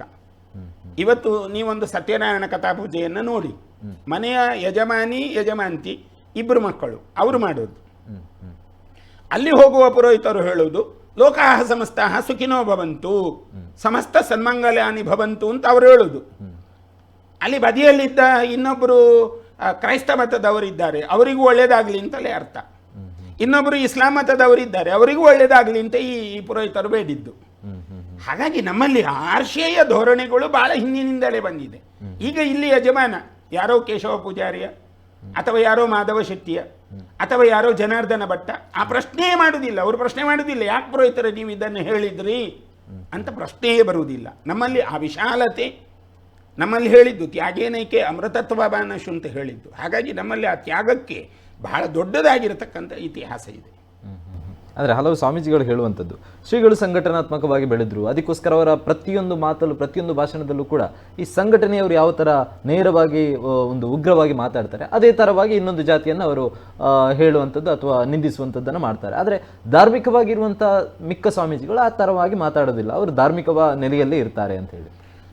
ಸಂಘಟನಾತ್ಮಕವಾಗಿರುವಂತಹ ಪ್ರಕ್ರಿಯೆಗಳು, ಸಂಘಟನಾತ್ಮಕವಾಗಿರುವಂತಹ ವಿಚಾರಧಾರೆಗಳು ಬಂದಾಗ ಸಂಘಟನೆ ಅನ್ನುವ ಶಬ್ದ ಇರುವುದೇ ನಮ್ಮಲ್ಲಿ ಸಂಸ್ಕಾರ ಮತ್ತು ಸೇವೆಯನ್ನು ಹೊಂದಿಕೊಂಡು. ಸಂಸ್ಕಾರವಿಲ್ಲದ ಸಂಘಟನೆ ಅನ್ನುವ ಶಬ್ದನೇ ಉಲ್ಲೇಖ ಆಗಲ್ಲ. ಸಂಘಟನೆ ಅನ್ನುವುದು ಸಂಸ್ಕಾರವಿಲ್ಲದ ಶಬ್ದವೇ ಇಲ್ಲ ಅಲ್ಲಿ. ಸೇವೆ ಎನ್ನುವ ಶಬ್ದವಿಲ್ಲದ ಸಂಘಟನೆಯೇ ಇಲ್ಲ. ಈ ರೀತಿಯಲ್ಲಿ ಬಂದ ಸಂಘಟನೆಗಳು ಸಮಾಜಮುಖಿಯಾದ ಧೋರಣೆಯಲ್ಲಿ ಸಾಗುತ್ತಾ ಹೋಗುವಾಗ ಅಲ್ಲಿ ಸಂಘಟನಾತ್ಮಕ ವಿಷಯಗಳಲ್ಲಿ ಪ್ರಶ್ನೆ ಬಂದಾಗ ಸೊಲ್ಲೆತ್ತಬೇಕಾಗ್ತದೆ. ಹಾಗಾಗಿ ನಾವು ಆರಂಭದಿಂದಲೂ ಸಂಘಟನೆಗಳ ಬಗ್ಗೆ ಹೆಚ್ಚು ಗಮನಿಸಿಕೊಂಡು ಬಂದವರು ನಾವು. ಸಂಘಟನೆಯ ಎಲ್ಲ ಯುವಕರು, ತಾರುಣ್ಯದಲ್ಲಿದ್ದಂಥ ಎಲ್ಲ ಯುವಕರು ನಮ್ಮ ಜೊತೆಗೆ ಹೊಂದಿಕೊಂಡು ಹೋದವರು. ಇವತ್ತಿಗೂ ಆ ಗೌರವದಿಂದ ಅವರು ನಡೆಸಿಕೊಳ್ತಾ ಇದ್ದಾರೆ. ಹಾಗಾಗಿ ಅವರ ಪ್ರೀತಿ ಮತ್ತು ಅವರು ನಮ್ಮನ್ನು ಬೆಳೆಸಿಕೊಂಡ ರೀತಿ ಅದನ್ನು ಬಹಳ ಹತ್ತಿರದಿಂದ ನಾವು ಬಲ್ಲವರಾಗಿರುವುದರಿಂದ ಅದು ನಮ್ಗೆ ಇಷ್ಟ ಆಯಿತು. ಹಾಗಾಗಿ ಅದರಲ್ಲೇ ನಾವು ಬೆಳೀತಾ ಹೋದೆವು. ಈ ಸಂಘಟನೆ ರಾಜಕೀಯ ಅನ್ನುವಂಥ ವಿಚಾರವಾಗಿ ಶ್ರೀಗಳು ಹೋಗಿ ಈಗ ಇತ್ತೀಚಿನ ದಿನಗಳಲ್ಲಿ ರಾಜಕೀಯದಲ್ಲಿ ಪ್ರಮುಖವಾಗಿ ಕೇಳಿ ಬರ್ತಾ ಇರುವಂಥ ಶ್ರೀಗಳ ಹೆಸರು ಅಂತ ಹೇಳಿದ್ರೆ ಅದು ವಜ್ರದೇಹಿ ಸ್ವಾಮೀಜಿ. ಮೊನ್ನೆಯಷ್ಟೇ ಚೈತ್ರ ಕುಂದಾಪುರ ಪ್ರಕರಣ ನಡೆಯಿತು. ಅದರಲ್ಲೂ ಕೂಡ ಶ್ರೀಗಳ ಹೆಸರು, ಶ್ರೀಗಳ ನಂಬರ್ ಎಲ್ಲವೂ ಕೂಡ ಪರ್ಟಿಕ್ಯುಲರ್ ಆಗಿ ಬಂತು. ಒಮ್ಮೆಂದೊಮ್ಮೆಲೆ ರಾಜಕೀಯದಲ್ಲಿ ಈ ಥರನಾಗಿ ತಮ್ಮ ಹೆಸರು ಬರೋದಕ್ಕೆ ಕಾರಣ ಏನು? ಈಗ ನೋಡಿ, ಎಲ್ಲಿಯಾದರೂ ಒಂದು ಸಮಸ್ಯೆ ಆಗತ್ತೆ, ನಮ್ಮ ಸಂಘಟನೆಯ ಒಳಗೆ ಇದ್ದಂಥ ವ್ಯಕ್ತಿಗಳು ಯಾರೇ ಆಗಲಿ ಅವರ ಬಗ್ಗೆ ಎಲ್ಲಿಯಾದರೂ ವಿಷಯ ಬಂದಾಗ ನಾವು ಅವರ ವಿಚಾರವನ್ನು ಮನಗಾಣ್ತೇವೆ. ಯಾಕೆ, ಏನು, ಎತ್ತ, ಇದು ಎಲ್ಲ ಶ್ರೀಗಳು ಮಾಡ್ತಾರೆ ಎನ್ನುವ ಬಗ್ಗೆ ನಮಗೆ ಮಾಹಿತಿ ಇಲ್ಲ. ನಾವು ಮಾಡ್ತೇವೆ. ನಮ್ಮ ಸಂಘಟನೆಯ ಒಳಗೆ ಯಾರಿದ್ದರೂ ಕೂಡ ಅವ್ರಿಗೇನಾದ್ರು ಇಂತಹ ಸಮಸ್ಯೆ ಬಂದಾಗ ನಾವು ಅವರನ್ನು ವಿಚಾರಿಸ್ತೇವೆ. ಈ ವಿಚಾರವನ್ನು ನಾವು ಎತ್ತಿಕೊಂಡು ವಿಚಾರ ಮಾಡಲಿಕ್ಕೆ ಹೋಗಿದ್ದೇವೆ. ಅದು ಸತ್ಯ, ವಿಚಾರ ಮಾಡಿದ್ದೇವೆ. ವಿಚಾರ ಮಾಡುವಾಗ ಕೆಲವೊಮ್ಮೆ ಏನಾಗ್ತದೆ ಅಂತಂದರೆ, ಯಾರು ಇದನ್ನು ಉಲ್ಲೇಖ ಮಾಡಿದ್ದಾರೆ ಅಥವಾ ಯಾವುದರಿಂದ ಇದು ಹೊರಗೆ ಬಂತು, ಅದು ಯಾವುದು ಮಾಧ್ಯಮಕ್ಕೂ ಗಮನ ಬರಲಿಲ್ಲ, ನಮಗೂ ಗಮನ ಬರಲಿಲ್ಲ. ಮಾಧ್ಯಮದವರು ಹೇಳಿದ್ದಷ್ಟೇ, ಇದು ಸತ್ಯವೋ ಸುಳ್ಳೋ ಗೊತ್ತಿಲ್ಲ, ಆದರೆ ನಿಮ್ಮ ಹೆಸರು ಮತ್ತು ನಿಮ್ಮ ನಂಬರ್ ಇದರಲ್ಲಿ ಉಲ್ಲೇಖ ಇದೆ, IT ಸೆಲ್ಗೆ ಹೋಗಿರುವ ಪತ್ರದಲ್ಲಿ ಉಲ್ಲೇಖ ಇದೆ ಅಂತ ಹೇಳಿದರು. ಇದು ಯಾರು ಬರೆದದ್ದು, ಎಲ್ಲಿ ಬರೆದದ್ದು, ಹೇಗೆ ಬರೆದದ್ದು ಅದು ನಮ್ಮ ಗಮನಕ್ಕೆ ಇಲ್ಲ ಅಂತ ಹೇಳಿದ್ದಾರೆ. ಈಗ ನಮ್ಮ ನಂಬ್ರ ಮತ್ತು ನಮ್ಮ ಹೆಸರು ಅಲ್ಲಿ ಉಲ್ಲೇಖ ಆಗುವಾಗ ನಮ್ಮ ಹೆಸರು ಬಂದದ್ರಿಂದ ನಾವು ವಿಷಯವನ್ನೇ ಹೇಳಬೇಕು. ನಾವು ಮಾತಾಡಿದ್ದೇವಾ ಇಲ್ವಾ, ಈಗ ನಮ್ಮ ಹೆಸರು ಬಂದಿದೆ ಅಥವಾ ನಮ್ಮ ನಂಬರ ಬಂದಿದೆ ಅಂತಲಾದಾಗ ನಮಗೂ ನುಣುಚಿಕೊಳ್ಬೋದು. ನಮ್ಗೆ ಗೊತ್ತಿಲ್ಲ ಯಾರು ಹಾಕಿದ್ದು, ಎಲ್ಲಿಂದ ಬಂದದ್ದು, ನಮ್ಗೆ ಅವರಲ್ಲೇ ಪ್ರಶ್ನೆ ಕೇಳ್ಬೋದು. ಯಾರು ನಮಗೆ ಪ್ರಶ್ನೆ ಮಾಡ್ತಾರಲ್ಲ ಅವರಲ್ಲೇ ಹೇಳ್ಬೋದು. ಆದರೆ ನಾವು ಆ ವಿಷಯದಲ್ಲಿ ಸ್ವಲ್ಪ ಕಟುವಾಗಿರ್ತೇವೆ. ಅವ್ರು ಕೇಳಿದರೆ ನೇರ ಉತ್ತರವನ್ನು ಕೊಡ್ತೇವೆ. ನೋಡಿ, ನಡೆದದ್ದು ಹೀಗೆ ಘಟನೆ, ಇಂಥ ಘಟನೆಗಳು ನಡೆದಿದೆ, ನಾವು ಈ ಘಟನೆಯನ್ನು ಹೀಗೆ ಮೆಲುಕು ಹಾಕ್ತಾ ಹೋಗಿದ್ದೇವೆ, ಹಾಗಾಗಿ ನಮ್ಮ ಹೆಸರು ಬಂದಿದೆ, ಯಾರು ತಂದಿದ್ದಾರೆ ಗೊತ್ತಿಲ್ಲ, ನಾವು ಮಾತಾಡಿದ್ದು ಇಂಥವರಲ್ಲಿ ಅಂತ ಹೇಳಿದ್ದೇವೆ. ನಾವು ಮಾತಾಡಿದ್ದು ಆ ವಿಷಯವನ್ನು ಚೈತ್ರನಲ್ಲಿ. ಕೇಳುವುದು ನಮ್ಮ ಧರ್ಮ ಇದೆ. ಯಾಕೆ ಅಂತಂದರೆ ನಾವು ಸಂಘಟನೆಯ ಹಲವು ಕಾರ್ಯಕ್ರಮಗಳು, 100 ಕಾರ್ಯಕ್ರಮಗಳಲ್ಲಿ ನಾವು ಮತ್ತೆ ಚೈತ್ರ ಒಟ್ಟಿಗಿದ್ದವರು ಸಂಘಟನೆಯ ಒಳಗೆ. ಅವರು ದಿಕ್ಸೂಚಿ ಭಾಷಣಕ್ಕಿದ್ರೆ ನಾವು ಆಶೀರ್ವಚನಕ್ಕಿದ್ದೆವು. ಇದು ಇಲ್ಲಿ ಮಾತ್ರ ಅಲ್ಲ, ಕೇವಲ ಇದು ಕರಾವಳಿಗೆ ಸೀಮಿತ ಅಲ್ಲ, ಇಡೀ ಕರ್ನಾಟಕ ದೇಶದಾದ್ಯಂತ ನಾವು ಹಾಗೆ ಕಾರ್ಯಕ್ರಮಕ್ಕೆ ಹೋಗಿದ್ದೇವೆ. ಆಗ ಒಬ್ಬಳು ನನ್ನ ತಂಗಿಯೋ ನನ್ನ ಅಕ್ಕನೋ, ಆವಾಗ ಅವಳಿಗೇನೋ ಸಮಸ್ಯೆ ಬಂದಾಗ ಕೇಳೋದು ನಮ್ಮ ಧರ್ಮ ಇದೆ. ಪೂರ್ವಾಶ್ರಮದಲ್ಲಿ ನನಗೆ ಅವಳು ಅಕ್ಕನೋ ತಂಗಿಯೋ ಆಗ್ತಾಳೆ, ನಾನು ಕೇಳೋದು ನನ್ನ ಧರ್ಮ ಇದೆ. ಹಿಂದೂ ಧರ್ಮಕ್ಕಾಗಿ ಅವಳು ಬಹಳ ತ್ಯಾಗ ಮಾಡಿದ್ದಾಳೆ ಒಂದು ಸಂದರ್ಭದಲ್ಲಿ. ದಿಕ್ಸೂಚಿ ಭಾಷಣ ಅಂದರೆ ಅದು ಅಷ್ಟು ಸುಲಭವಲ್ಲ, ಯಾರಿಗೂ ಮಾತಾಡಲಿಕ್ಕೆ ಆಗೋದಿಲ್ಲ. ಅದನ್ನು ವಿಷಯಗಳನ್ನು ಸಂಗ್ರಹ ಮಾಡಿ, ವಿಷಯಗಳನ್ನು ಪೋಣಿಸಿ, ವಿಷಯಗಳನ್ನು ಸಮಾಜಕ್ಕೆ ಮುಟ್ಟಿಸಬೇಕು. ಈ ಮುಟ್ಟಿಸುವಾಗ ಅಲ್ಲಿರುವ ಅವಳಿಗೆ ಫ್ಯಾನ್ ಇದ್ದಾರೆ ನೋಡಿ, ಅದು ಬಹುಮತವಾಗಿ ಅಭಿಮಾನಿಗಳು ಬಹುಮತವಾಗಿ ಬೆಳೀತಾ ಹೋಗ್ತಾರೆ. ನಾವೊಮ್ಮೆ ಹುಬ್ಬಳ್ಳಿಗೆ ಹೋಗಿದ್ದೆವು. ಹುಬ್ಬಳ್ಳಿಯಲ್ಲಿ ಅವಳ ಫ್ಯಾನನ್ನು, ಆ ಚೈತ್ರನ ಫ್ಯಾನನ್ನು ನಮ್ಗೆ ನೋಡಿದಾಗ ನಮ್ಗೆ ಆಶ್ಚರ್ಯ ಆಗಿತ್ತು. ಅಂದರೆ ಬಂಧುಗಳು ಆ ರೀತಿ ಸ್ವೀಕರಿಸ್ತಾರೆ ಅಂತ. ಆ ಭಾವನೆಗಳು, ಸಮಾಜದ ಮೇಲೆ ಆಗುವಂಥ ಹಾನಿಗಳು, ಸಮಾಜದ ವ್ಯವಸ್ಥೆಯನ್ನು ಅದು ದಿಕ್ಸೂಚಿ ಭಾಷಣದಲ್ಲಿ ಪೋಣಿಸಿ ಹೇಳಬೇಕಲ್ಲ, ಅದೆಲ್ಲವೂ ಬಾಯ್ಪಾಠ. ಅದೇನು ಓದಿ ಹೇಳೋದಲ್ಲ, ಯಾರ ಬರೆದು ಕೊಟ್ಟದ್ದನ್ನು ಓದಿ ಹೇಳೋದಲ್ಲ, ಅದು ಅಧ್ಯಯನ ಮಾಡಿ ಬಾಯ್ಪಾಠವಾಗಿ ಸಮಾಜಕ್ಕೆ ಹೇಳೋದು. ಹಾಗಾಗಿ ಆ ಸ್ಥಿತಿಗಳು ಬಂದಾಗ, ಒಂದಷ್ಟು ಅಭಿಮಾನಿಗಳು ಅಂತ ಬಂದಾಗ, ಅದು ಅವರನ್ನೆಲ್ಲರನ್ನ ಒಮ್ಮೆ ಬಡಿದೆಬ್ಬಿಸ್ತಾರೆ. ಆ ಕಾರಣದಿಂದ ನಮಗೆ ಕಾಳಜಿ. ಏನು ಸಮಸ್ಯೆ ಆಗಿದೆ, ಏನು ತೊಂದರೆಯಾಗಿದೆ, ಯಾಕಿದಾಯಿತು, ನಮ್ಗೆ ಗೊತ್ತಿಲ್ಲದ ವಿಷಯಗಳು ಬಂದಾಗ ಯಾಕಾಯಿತು ಅದನ್ನು ಕೇಳೋದು ನಮ್ಮ ಧರ್ಮ ಇದೆ, ಅಷ್ಟು ಮಾತ್ರ ಮಾಡಿದ್ದೇವೆ. ಮತ್ತೆ ಅದರ ಬಗ್ಗೆ ಒಳಗೆ ಹೊರಗೆ ನಮ್ಗೆ ಏನು ಗೊತ್ತಿಲ್ಲ. ಆದರೆ ಈಗ ಪ್ರಸ್ತುತ ನೋಡ್ತಾ ಹೋದರೆ ಎಲ್ಲರೂ ಕೂಡ ಹೇಳುವಂಥ ಮಾತು, ಈ ಬೆಂಕಿ ಇಲ್ಲದೆ ಯಾವುದೇ ಕಾರಣಕ್ಕೂ ಹೊಗೆ ಬರೋದಿಲ್ಲ. ಆ ಮಾತನ್ನು ನಾವೆಲ್ಲರೂ ಕೂಡ ಒಪ್ತೇವೆ. ಅದೇ ರೀತಿಯಾಗಿ ಮೊದಲಿಗೆ ಚೈತ್ರಾ ಕುಂದಾಪುರ ಹೆಸರು ಬಂತು, ಅದಕ್ಕೆ ಸಂಬಂಧಪಟ್ಟಂಥ ಆಡಿಯೋ ಆಗಿರ್ಬೋದು, ದಾಖಲೆಗಳು ಎಲ್ಲವೂ ರಿಲೀಸ್ ಆಯಿತು. ಅಭಿನವ ಹಾಲಶ್ರೀ ಹೆಸರು ಬಂತು, ಅವರಿಗೆ ಸಂಬಂಧಪಟ್ಟಂಥ ಎಲ್ಲ ದಾಖಲೆಗಳು ಎಲ್ಲವೂ ಕೂಡ ಬಂತು. ಅದೇ ರೀತಿ ಹಲವು ಹೆಸರಿದೆ, ಗಗನ್ ಕಡೂರ್ ಆಗಿರ್ಬೋದು, ಪ್ರತಿಯೊಂದು ಹೆಸರು ಯಾವುದೆಲ್ಲ ಹೆಸರು ಬಂದಿದೆ ಅದಕ್ಕೆಲ್ಲದಕ್ಕೂ ಕೂಡ ದಾಖಲೆ ಇದೆ. ಹಾಗಾಗಿ ಕೆಲವರ ಅಭಿಪ್ರಾಯಗಳು ಈ ಬೆಂಕಿ ಒಳಗಡೆ ಇರೋದ್ರಿಂದ ಹೊಗೆ ಆಡ್ತಾ ಇದೆ, ಹಾಗಾಗಿ ವಜ್ರದೇಹಿ ಹೆಸರು ಈಗ ಹೊಗೆಯಾಗಿ ಆಡ್ತಾ ಇದೆ, ಇದರೊಳಗೆ ಇನ್ನೊಂದು ಬೆಂಕಿ ಇದೆ. ಈಗ ಬೆಂಕಿ ಇಲ್ಲದೆ ಹೊಗೆ ಆಡುವುದಿಲ್ಲ ಅಂತ ಅನ್ನುವ ಶಬ್ದ ತಾನೇ. ಒಂದು ವಿಷಯ ಇಲ್ಲದೆ ಇದು ಯಾಕೆ ಚರ್ಚೆಗೆ ಬರ್ತದೆ ಅಂತ ಹೇಳುವ ವಿಷಯವಲ್ಲ. ಈಗ ನಮಗೆ ತುಂಬ ಮಂದಿ ಸನ್ಮಿತ್ರರು ಇರ್ತಾರೆ, ನಮ್ಮ ಜೊತೆ ಬೇರೆ ಬೇರೆ ವಿಷಯಗಳೆಲ್ಲ ಅವರು ಮಾತಾಡ್ತಾರೆ. ಯಾವುದೋ ಒಂದು ವಿಷಯಕ್ಕೆ ನಾವು ತಗ್ಲಾಕೊಂಡೇವು ಅಂತಲಾದರೆ ಅವರೆಲ್ಲರೂ ಆರೋಪಿಗಳ? ನಮ್ಮ ಜೊತೆಗೆ ಯಾರೆಲ್ಲ ಮಾತಾಡಿದ್ದಾರೆ ಅವರೆಲ್ಲರೂ ನಮ್ಮ ಜೊತೆ ಬರ್ತಾರಾ? ಬರುವುದಿಲ್ಲ. ಕಾನೂನು ಅಂದರೆ ಏನು? ಅದಕ್ಕೊಂದು ಇತಿಮಿತಿ ಇದೆ. ಈಗ ಅಲ್ಲಿ CCB ಅಧಿಕಾರಿಗಳು ಎಲ್ಲರನ್ನ ತನಿಖೆಗೊಳಪಡಿಸಿದ್ದಾರೆ. ಸತ್ಯ ಅಂತ ಇದ್ರೆ ನಮಗೆ ನೋಟಿಸ್ ಬಿಡ್ತಿದ್ರಲ್ಲ ಅವರು. ಇದು ಸತ್ಯ ಅಂತ ಇದ್ರೆ ಒಂದು ನೋಟಿಸ್ ಬಿಡ್ತಿದ್ರು. ಇಲ್ಲಿ ತನಕ ಯಾವುದೇ ನೋಟಿಸ್ ಬರಲಿಲ್ಲ. ಯಾಕೆ ಬರ್ತದೆ? ನಮ್ಮ ಅಸ್ತಿತ್ವವೇ ಇಲ್ಲದಿದ್ರೆ ಯಾಕೆ ಬರ್ತದೆ? ಈಗ ಕೊಟ್ಟವರಿಗೆ ಗೊತ್ತುಂಟಲ್ಲ, ಕೊಟ್ಟವರು ಯಾರು? ಗೋವಿಂದ ಬಾ ಪೂಜಾರಿ ಅವರು, ನಮ್ಮ ಸಮಾಜದ ಒಂದು ದೊಡ್ಡ ಸಂಪತ್ತವರು. ಹಾಗಾಗಿ ಅವರಿಗೂ ಗೊತ್ತಿದೆಯಲ್ಲ ಯಾರು ಇದರೊಳಗಿದ್ದಾರೆ, ಯಾರು ಈ ಸಮಸ್ಯೆಯನ್ನು ಸೃಷ್ಟಿ ಮಾಡಿದ್ದಾರೆ, ಅವರಿಗೆಲ್ಲ ಗೊತ್ತಿದೆ. ಅದಕ್ಕೆ ಇನ್ನೊಂದು CCTV ಯಾಕೆ, ಇನ್ನೊಂದು ಫುಟೇಜ್ ಯಾಕೆ, ಅಗತ್ಯ ಏನಿದೆ, ಇನ್ನೊಂದು ರಂಗನ್ನು ಕೊಡುವ ಅವಶ್ಯಕತೆ ಏನಿದೆ? ಅವರಿಗೂ ಗೊತ್ತಿದೆ. ಮನೆಯವರು ನೇರ ಹೇಳಿದರು, 70% ಮುಗಿದೋಯ್ತು, ಇನ್ನು 20% ಅದು ನಾಳೆ ನಾಡಿದ್ರೊಳಗೆ ನಿಮಗೆ ಗೊತ್ತಾಗ್ತದೆ ಅಂತ ಹೇಳಿದರು.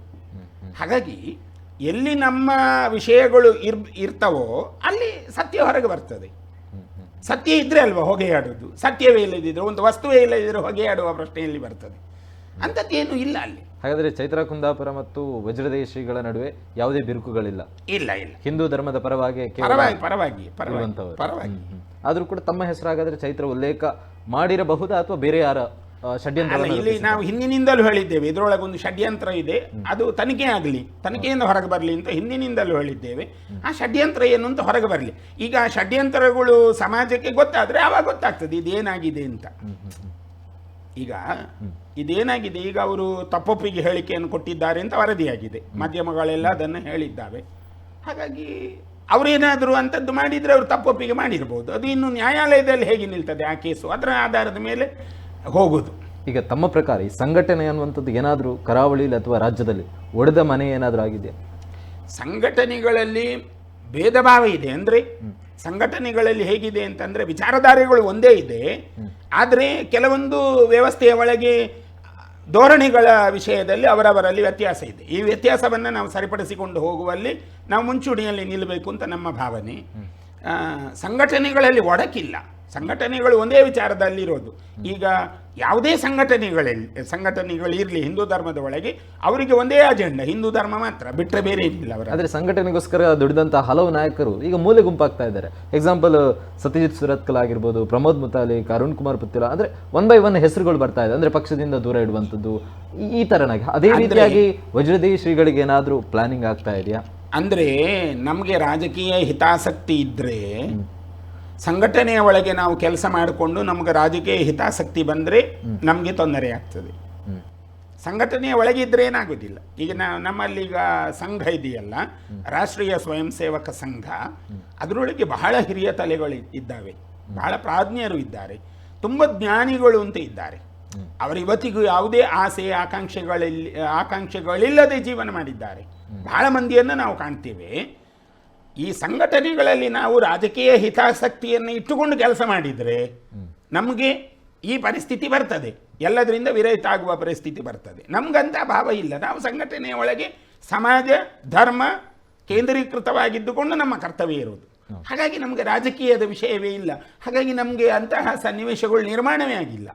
ಈ ಧರ್ಮ ಮತ್ತು ರಾಜಕೀಯ ಈ ಎರಡು ವಿಚಾರವನ್ನು ಬದಿಗಿರಿಸಿ ಸಮಾಜ ಅನ್ನುವಂಥ ನೆಲೆಗಟ್ಟಲ್ಲಿ ನೋಡೋದಾದರೆ, ಸಮಾಜ ಅಂತ ಹೇಳಿದ ತಕ್ಷಣ ಎಲ್ಲ ಜಾತಿಯವರು ಬರ್ತಾರೆ, ಅವರವರ ಜೀವನವನ್ನು ನಡೆಸಬೇಕಾಗುತ್ತೆ, ಅವರ ವ್ಯಾಪಾರ ವಹಿವಾಟು. ಆದರೆ ಶ್ರೀಗಳು ಹಿಂದೂ ಧರ್ಮಕ್ಕೆ ಸಂಬಂಧಪಟ್ಟಂಥ ವ್ಯಾಪಾರದಲ್ಲಿ ಇದರಲ್ಲಿ ಮುಸ್ಲಿಮರು ಭಾಗವಹಿಸಬಾರ್ದು ಅನ್ನುವಂಥದ್ದನ್ನು ವಿರೋಧಿಸ್ತೀರಾ. ಈಗ ಈದ್ ಮಿಲಾದಿಗೆ ಮಂಗಳೂರಲ್ಲಿ ಬಂದರಲ್ಲಿ ಈದ್ ಮಿಲಾದಿಗೆ ಒಂದು ದಿವಸ ರಜೆಯನ್ನು ಕಡ್ಡಾಯಗೊಳಿಸಿದೆ ಅನ್ನುವಂಥ ಫ್ಲೆಕ್ಸನ್ನು ಹಾಕಿದಂಥ ವಿಚಾರಕ್ಕೂ ಕೂಡ ಶ್ರೀಗಳು ಅದನ್ನು ವಿರೋಧವನ್ನು ಸೂಚಿಸ್ತಾ ಇದ್ದೀರಾ. ಅಂದರೆ ತಾವು ಒಂದು ಧರ್ಮಕ್ಕೆ ಮಾತ್ರ ಸೀಮಿತ, ಇನ್ನೊಂದು ಧರ್ಮವನ್ನು ತಾವು ದೂರ್ತಾ ಇದ್ದೀರಾ ಹಾಗಾದರೆ? ಅಂದರೆ ಈಗ ನೋಡಿ, ಈಗ ಇತ್ತೀಚೆಗಿನ ಸನ್ನಿವೇಶಗಳಲ್ಲೆಲ್ಲ ಧರ್ಮ ಮತ್ತು ಮತದೊಳಗೆ ಸಂಘರ್ಷವನ್ನು ತಂದಿಡುವ ಕೆಲಸಗಳಾಗ್ತಾ ಇದ್ದಾವೆ. ಖಂಡಿತ. ಈ ಸಂಘರ್ಷವನ್ನು ಯಾರು ತಪ್ಪಿಸಬೇಕು? ಅವರವರೇ ತಪ್ಪಿಸಿಕೊಳ್ಬೇಕು. ಈಗ ಹಸಿಮೀನು ಮಾರಾಟಗಾರರು ಒಂದು ಬ್ಯಾನರನ್ನು ಹಾಕಿದ್ದಾರೆ. ಅವರೇನು ಹೇಳ್ತಾರೆ? ಈದ್ ಮಿಲಾದಿಗೆ ರಜೆ ಘೋಷಣೆ ಮಾಡಿದೆ, ನೀವು ಇದನ್ನು ಮೀರುವ ಹಾಗಿಲ್ಲ, ನಾವು ಕಾನೂನು ಪ್ರಕಾರ ಮಾಡಿದ್ದು ಅಂತ ಹೇಳ್ತಾರೆ. ಮೀನು ತರುವವರು ಯಾರು? ಬೋಟಿನಲ್ಲಿ ಮೀನು ತರುವುದು ಯಾರು? ಮೊಗವೀರ ಬಂಧುಗಳು. ಮೊಗವೀರ ಬಂಧುಗಳನ್ನು ಇವರು ನಿಯಂತ್ರಣ ಮಾಡಲಿಕ್ಕೆ ಹೋಗ್ತಾರಲ್ಲ, ಇದು ಇವರ ಸರ್ವನಾಶದ ಪರಮಾವಧಿ. ಹಾಗಾಗಿ ನಾವು ಹೇಳ್ತಾ ಇರೋದು, ಇಲ್ಲಿವರೆಗೆ ನೀವು ಏನನ್ನ ನಡೆಸ್ಕೊಂಡು ಬಂದಿದ್ದೀರಿ ಅದು ಹೇಗಿತ್ತು, ಇವತ್ತು ಯಾಕೆ ಅದು ಬ್ಯಾನರ್ ಹೊರಗೆ ಬಂತು? ಆ ಬ್ಯಾನರಲ್ಲಿ ಏನು ನೀವು ಕಾನೂನನ್ನು ತೋರಿಸಿದ್ದೀರಿ? ಏನು ನಿಮ್ಮ ಕಾನೂನು? ಸಂವಿಧಾನದ ಒಳಗುಂಟಾ ಅಲ್ಲ ಕಾನೂನು ಸಂವಿಧಾನದ ಹೊರಗುಂಟಾ? ಅದನ್ನು ಅರ್ಥ ಮಾಡಿಕೊಳ್ಬೇಕು. ಈಗ ಒಂದು ಫೆಡರೇಷನ್ ಇದೆ, ಫೆಡರೇಷನ್ಗೆ ಅದರದ್ದಾದ ಒಂದು ನಿಯಮಗಳಿದ್ದಾವೆ. ಅವರ ಒಳಗೆ ಒಂದು ಸಮಿತಿ ಸಭೆ ಮಾಡಿ ನಿರ್ಣಯ ಮಾಡಿ ಆ ಸಂಘದ ಸದಸ್ಯರಿಗೆ ಹೇಳ್ತಾರೆ. ಇದು ಸಾಮಾನ್ಯ ಜನರಿಗೂ ಹೇಗೆ ತಡ್ತದೆ? ವಿಷಯ ಇರೋದು ಹೀಗೆ. ಇಲ್ಲಿವರೆಗಿಲ್ಲದ ಬ್ಯಾನರ್ ಇವಾಗ ಯಾಕೆ ಬಂತು, ಹೇಗೆ ಬಂತು ಅನ್ನೋ ಪ್ರಶ್ನೆ ಮಾಡ್ಲಿಕ್ಕೆ ಹೋದ್ರೆ ಇಲ್ಲಿವರೆಗಿರಲಿಲ್ಲ ಬ್ಯಾನರ್. ನಾವು ಈ ವರ್ಷ ಪ್ರಥಮ ನೋಡಿದ್ದು. ಹಾಕಿದವರು ಯಾರು? ಯಾರು ನಿಮ್ಗೆ ಅಧಿಕಾರ ಕೊಟ್ಟರು ಹಾಕ್ಲಿಕ್ಕೆ? ವ್ಯವಹಾರ ಯಾರು ಮಾಡಲಿ? ನಾವು ಈ ವಿಷಯಗಳು ಬಂದಾಗ ನಾವು ಹೇಳಿದ್ದು ಹೌದು, ಹಿಂದೂ ಜಾತ್ರೆಗಳಲ್ಲಿ ಬೇರೆಯವರ ಪಾಲು ಏನು? ಅವ್ರು ಯಾಕೆ ಬರಬೇಕು? ಅವ್ರು ಯಾಕೆ ನಮ್ಮ ಕುಂಕುಮ, ಅರಿಶಿನ, ಊದ್ಬತ್ತಿ, ಬತ್ತಿ ಅವ್ರು ಯಾಕೆ ಮಾರಾಟ ಮಾಡಬೇಕು? ನಮ್ಮ ಹಿಂದೂಗಳೇ ಇದ್ದಾರಲ್ಲ ರೀ. ಈಗ ಮುಸಲ್ಮಾನರು ವ್ಯಾಪಾರ ಮಾಡ್ತಾರೆ, ಅವರ ಹೆಣ್ಮಕ್ಕಳು ಮಾತೆಯಂದಿರು ವ್ಯಾಪಾರ ಮಾಡ್ತಾರಾ? ನಮ್ಮ ತಾಯಂದಿರು ವ್ಯಾಪಾರ ಮಾಡ್ತಾರೆ. ನಮ್ಮ ತಾಯಂದಿರ ಹಸಿವು ದೊಡ್ಡದು, ಅವ್ರಿಗೆ ಎಲ್ಲಿ ಹಸಿವಿದೆ? ಹಾಗಾಗಿ ಅವರು ನಮ್ಮವರ ಬಗ್ಗೆ ಯಾಕೆ ಮಾತಾಡಬೇಕು? ನಮ್ಮ ವ್ಯಾಪಾರದ ಬಗ್ಗೆ, ನಮ್ಮ ದೇವಸ್ಥಾನದ ಬಗ್ಗೆ, ನಮ್ಮ ದೇವಸ್ಥಾನಗಳಲ್ಲಿ ನಡೆಯುವಂಥ ಆಚಾರ ವಿಚಾರಗಳ ಬಗ್ಗೆ ಅವ್ರು ಯಾಕೆ ಮಾತಾಡಬೇಕು? ಮಾತಾಡಲೇಬಾರದು, ನಮ್ಮವರೇ ಮಾತಾಡಬೇಕು ಅದರ ಬಗ್ಗೆ. ಹಾಗಾದರೆ ಸಮಾಜಕ್ಕಿಂತ ಧರ್ಮ ಮುಖ್ಯ ಶ್ರೀಗಳಿಗೆ. ಸಮಾಜ ಎನ್ನುವುದು ಹೇಗೆ? ಪರಸ್ಪರ ಹೊಂದಾಣಿಕೆ ಇದ್ರೆ ಮಾತ್ರ ಸಮಾಜ. ಪರಸ್ಪರ ಹೊಂದಾಣಿಕೆ ಇಲ್ಲದಿದ್ದರೆ ಸಮಾಜದ ಪ್ರಶ್ನೆಯಲ್ಲಿ ಬರುತ್ತೆ. ಈಗ ನಮ್ಮ ಕಷ್ಟ ನಿಮ್ಗೆ ಅರ್ಥ ಆಗಬೇಕು, ನಿಮ್ಮ ಕಷ್ಟ ನಮ್ಗೆ ಅರ್ಥ ಆಗಬೇಕು. ಅದು take respect and give respect. ಈ ವಿಷಯ ಇಲ್ಲದೇ ಇದ್ದಾಗ ನೀವು ನಿಮ್ಮದೇ ದಾರಿಯನ್ನು ತೊಡಗಿಕೊಂಡು ಹೋಗ್ತೀರಿ ಅಂತಂದರೆ, ಇವತ್ತು ಪಾಕಿಸ್ತಾನದ ಪರಿಸ್ಥಿತಿ ಹೀಗಾಗಲಿಕ್ಕೆ ಏನು ಕಾರಣ? ಇದೇ ಧೋರಣೆ. ಪಾಕಿಸ್ತಾನದ ಪರಿಸ್ಥಿತಿ ಹೀಗಾಗಲಿಕ್ಕೆ ಕಾರಣ ಅದೇ ಧೋರಣೆ. ಆ ಧೋರಣೆಯನ್ನು ಬಿಟ್ಟು ನೀವು ಭಾರತೀಯ ನೆಲೆಯಲ್ಲಿ ಯೋಚಿಸಿ.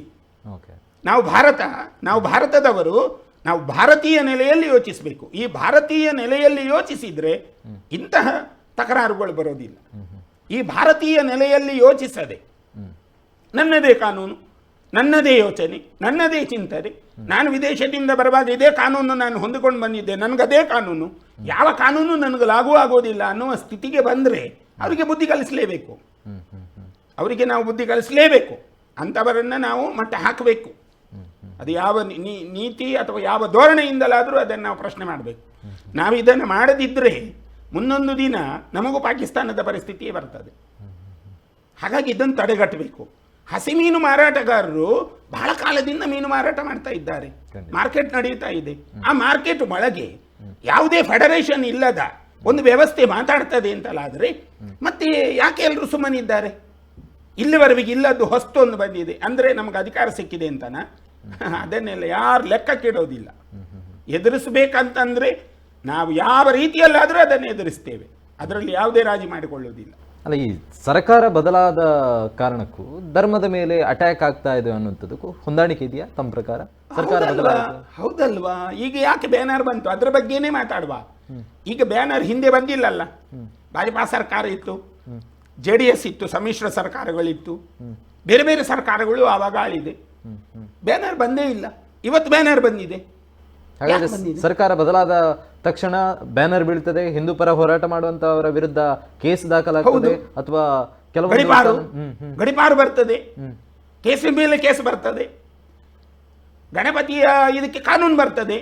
ನೀವು ಇಂತಿಷ್ಟೇ ಮೀಟರಲ್ಲಿ ಗಣಪತಿಯನ್ನು ಕೂರಿಸಬೇಕು, ಇಷ್ಟೇ ಮೀಟರ್ ಗಣಪತಿಯನ್ನು ಎಬ್ಬಿಸಿಕೊಂಡು ಹೋಗಬೇಕು, ಹಾಗೆ ಮಾಡಬಾರ್ದು, ಹೀಗೆ ಮಾಡಬಾರ್ದು.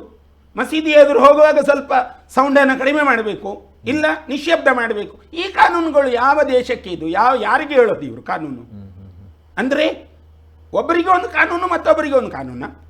ಅದಕ್ಕೆ ನಾವು ಹೇಳ್ತಾ ಇರೋದಲ್ಲ, ಸಮಾನ ಕಾನೂನು ಜಾರಿಯಾಗಲಿ, ಅದು ಸಂವಿಧಾನದಿಂದಲೇ ಬರಲಿ, ಎಲ್ಲರೂ ಅನ್ವಯಿಸಲಿ, ಅದರೊಳಗೆ ಏಕರೂಪದ ನಾಗರಿಕ ಸಂಹಿತೆ ಬರಲಿ, ಹಾಗೆಲ್ಲ ಗೊತ್ತಾಗ್ತದೆ. ಈಗ ಅವರಿಗೆಲ್ಲ ವ್ಯವಸ್ಥೆಗಳು, ನಮ್ಮವರಿಗೇನೂ ಇಲ್ಲ. ಅವರಿಗೆಲ್ಲ ಈಗ ವ್ಯವಸ್ಥೆಗಳು ಸರ್ಕಾರದಿಂದ ಏನು ತಂದ್ರು ಅವರು? ಮಿಷನ್ ತಗೊಳ್ಳೋದಿದ್ರೆ 50,000, ಬಟ್ಟೆ ಹೊಲಿಯುವುದಿದ್ರೆ 50,000, ಗಾಡಿ ತೆಗೆಯುವುದಿದ್ರೆ 50,000, ಎಲ್ಲ ಫ್ರೀ. ನಮ್ಮವರಿಗೆ ಯಾಕಿಲ್ಲ?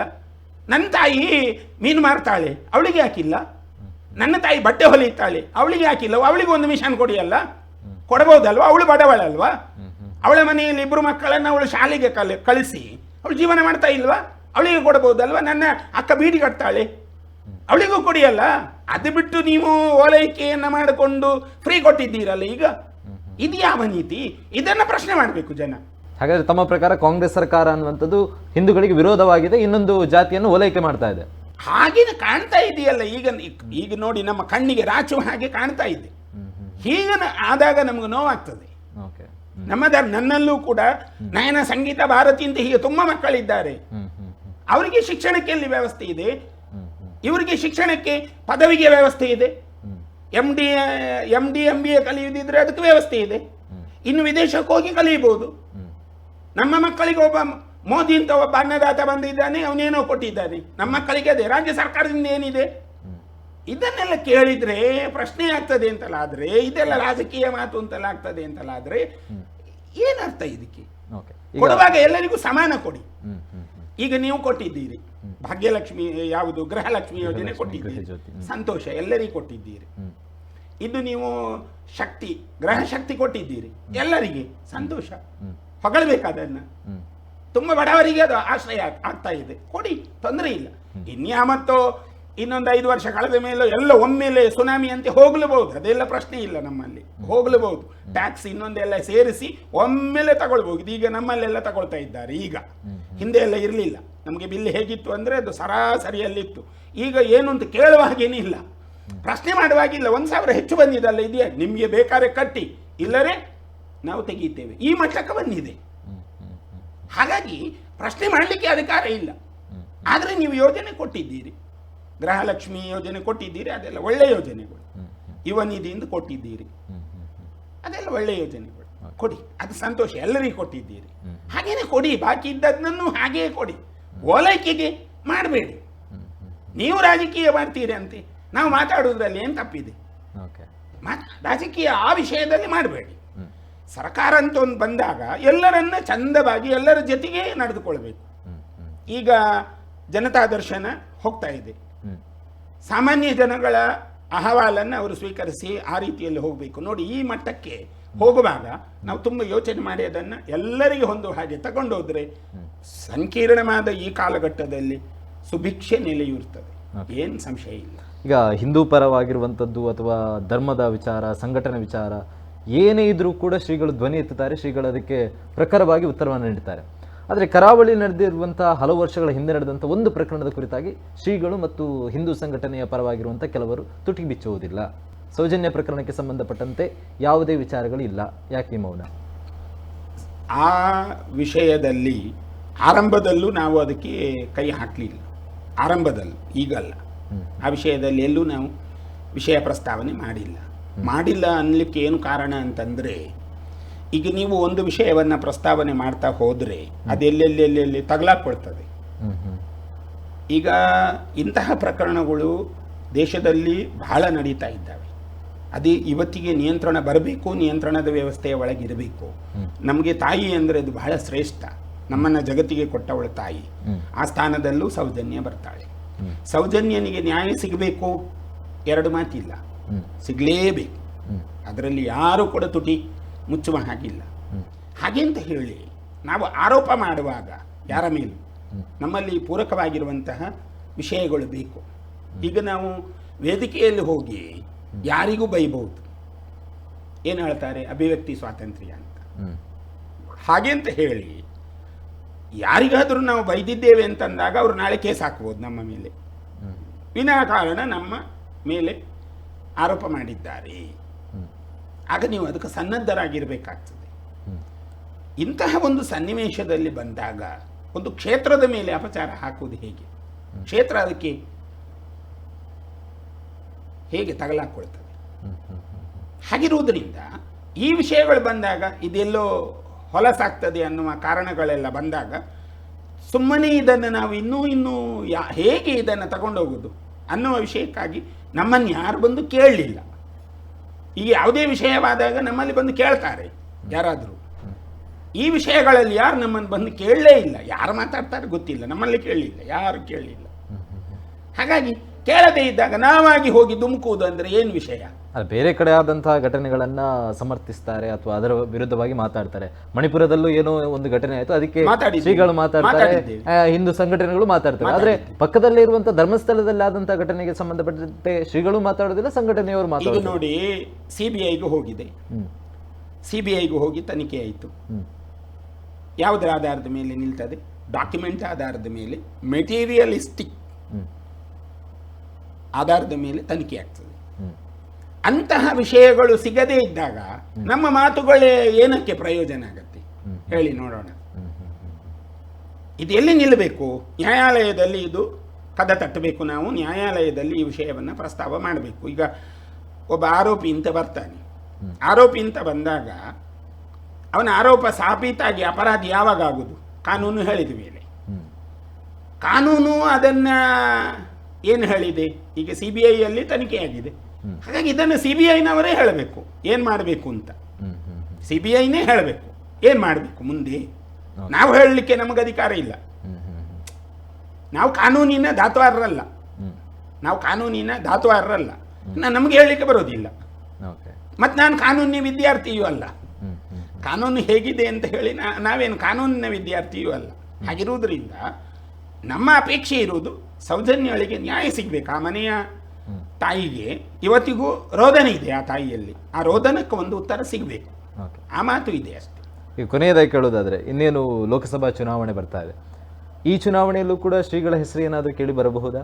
ಚುನಾವಣೆ MP ಸೀಟಲ್ಲಿ ಯಾಕೆ ನಮಗೆ ರಾಜಕೀಯ ಬೇಡ. ನಾವು ರಾಜಕೀಯದಿಂದ ಹೊರತಾಗಿರುವ ನಮಗೆ ಧರ್ಮದ ಕೆಲಸಗಳು ಬೇಕಾದಷ್ಟು ಇದೆ. ಸಮಾಜವನ್ನು ಕಟ್ಟಲಿಕ್ಕೆ, ಸಂಘಟನೆ ಮಾಡಲಿಕ್ಕೆ ನಮಗೆ ಬೇಕಾದಷ್ಟು ಸಮಯ ಇದೆ. ನಾವು ಅದನ್ನು ಮಾಡಿಕೊಂಡು ಸಮಾಜಕ್ಕೆ ಪೂರಕವಾಗಿ ನಡೆಯುವ ಅನ್ನುವ ಭಾವ ಮಾತ್ರ ನಾವು ಮತ್ತೆ ಒಂದು ಅನಾಥ ಮಕ್ಕಳ ಆಶ್ರಮವನ್ನು ನಡೆಸ್ತಾ ಇದ್ದೇವೆ. ಅಲ್ಲೂ ನಮಗೆ ತುಂಬ ಕೆಲಸ ಇದೆ. ಆ ಮಕ್ಕಳಿಗೆ ಜೀವನ ಕೊಡಬೇಕು, ಆ ಮಕ್ಕಳಿಗೆ ಎಜುಕೇಷನ್ ಕೊಡಬೇಕು, ಅವುಗಳಿಗೆ ವಸತಿ ಕೊಡಬೇಕು. ಆ ಕರ್ತವ್ಯಗಳಲ್ಲಿ ನಮ್ಮ ತುಂಬ ಯೋಚನೆ ಇದೆ. ಆ ವ್ಯವಸ್ಥೆಯಲ್ಲಿ ನಮಗೊಂದು ಹಿಂದೂ ಸಮಾಜವನ್ನು ಬಲಿಷ್ಠ ಮಾಡಬೇಕಾಗಿ ಒಂದು ಭಾವ ಇದೆ ನಮ್ಮಲ್ಲಿ. ಅಲ್ಲಿ ಎಲ್ಲೆಲ್ಲ ಬೇರೆ ಬೇರೆ ಜಾತಿಯ ಮಕ್ಕಳಿದ್ದಾರೆ. ಹಾಗಾಗಿ ಅವರಿಗೆ ಧರ್ಮ, ಆ ಮೂಲಕವಾಗಿ ಸಾಗಬೇಕಾದ ದಾರಿ ಮತ್ತು ಅವರು ಕಟ್ಟಿಕೊಳ್ಳಬೇಕಾದ ಬದುಕು, ಇದನ್ನು ನಾವು ಅವರಿಗೆ ಕೊಡಬೇಕು. ಇಷ್ಟೆಲ್ಲ ನಮಗೆ ಕೆಲಸಗಳು ಬೇಕಾದಷ್ಟು ಇದೆ.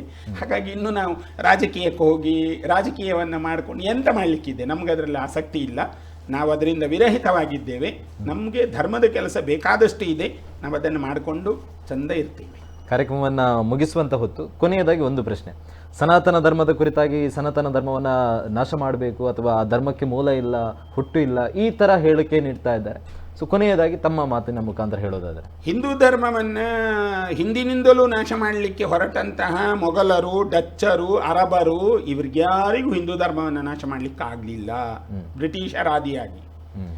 ಈಗ ಬಂದ ಕಾಂಜಿ ಪಿಂಜಿಗಳಿಗೂ ಅವರು ಬಿಡಿ, ಅವರ ಅಪ್ಪನೇ ಮಾತಾಡಿದ್ದಕ್ಕೆ ಅವನ ಅಜ್ಜ ಮಾತಾಡಿದ್ದು ಏನೂ ಆಗಲಿಲ್ಲ. ಹಾಗಿರುವುದರಿಂದ ಹಿಂದೂ ಧರ್ಮಕ್ಕೆ ಏನಾಗೋದಿಲ್ಲ. ಹಾಗೆಂತ ಹೇಳಿ ನಮ್ಮಂಥವರು ಸುಮ್ಮನೆ ಇರಬಾರ್ದು.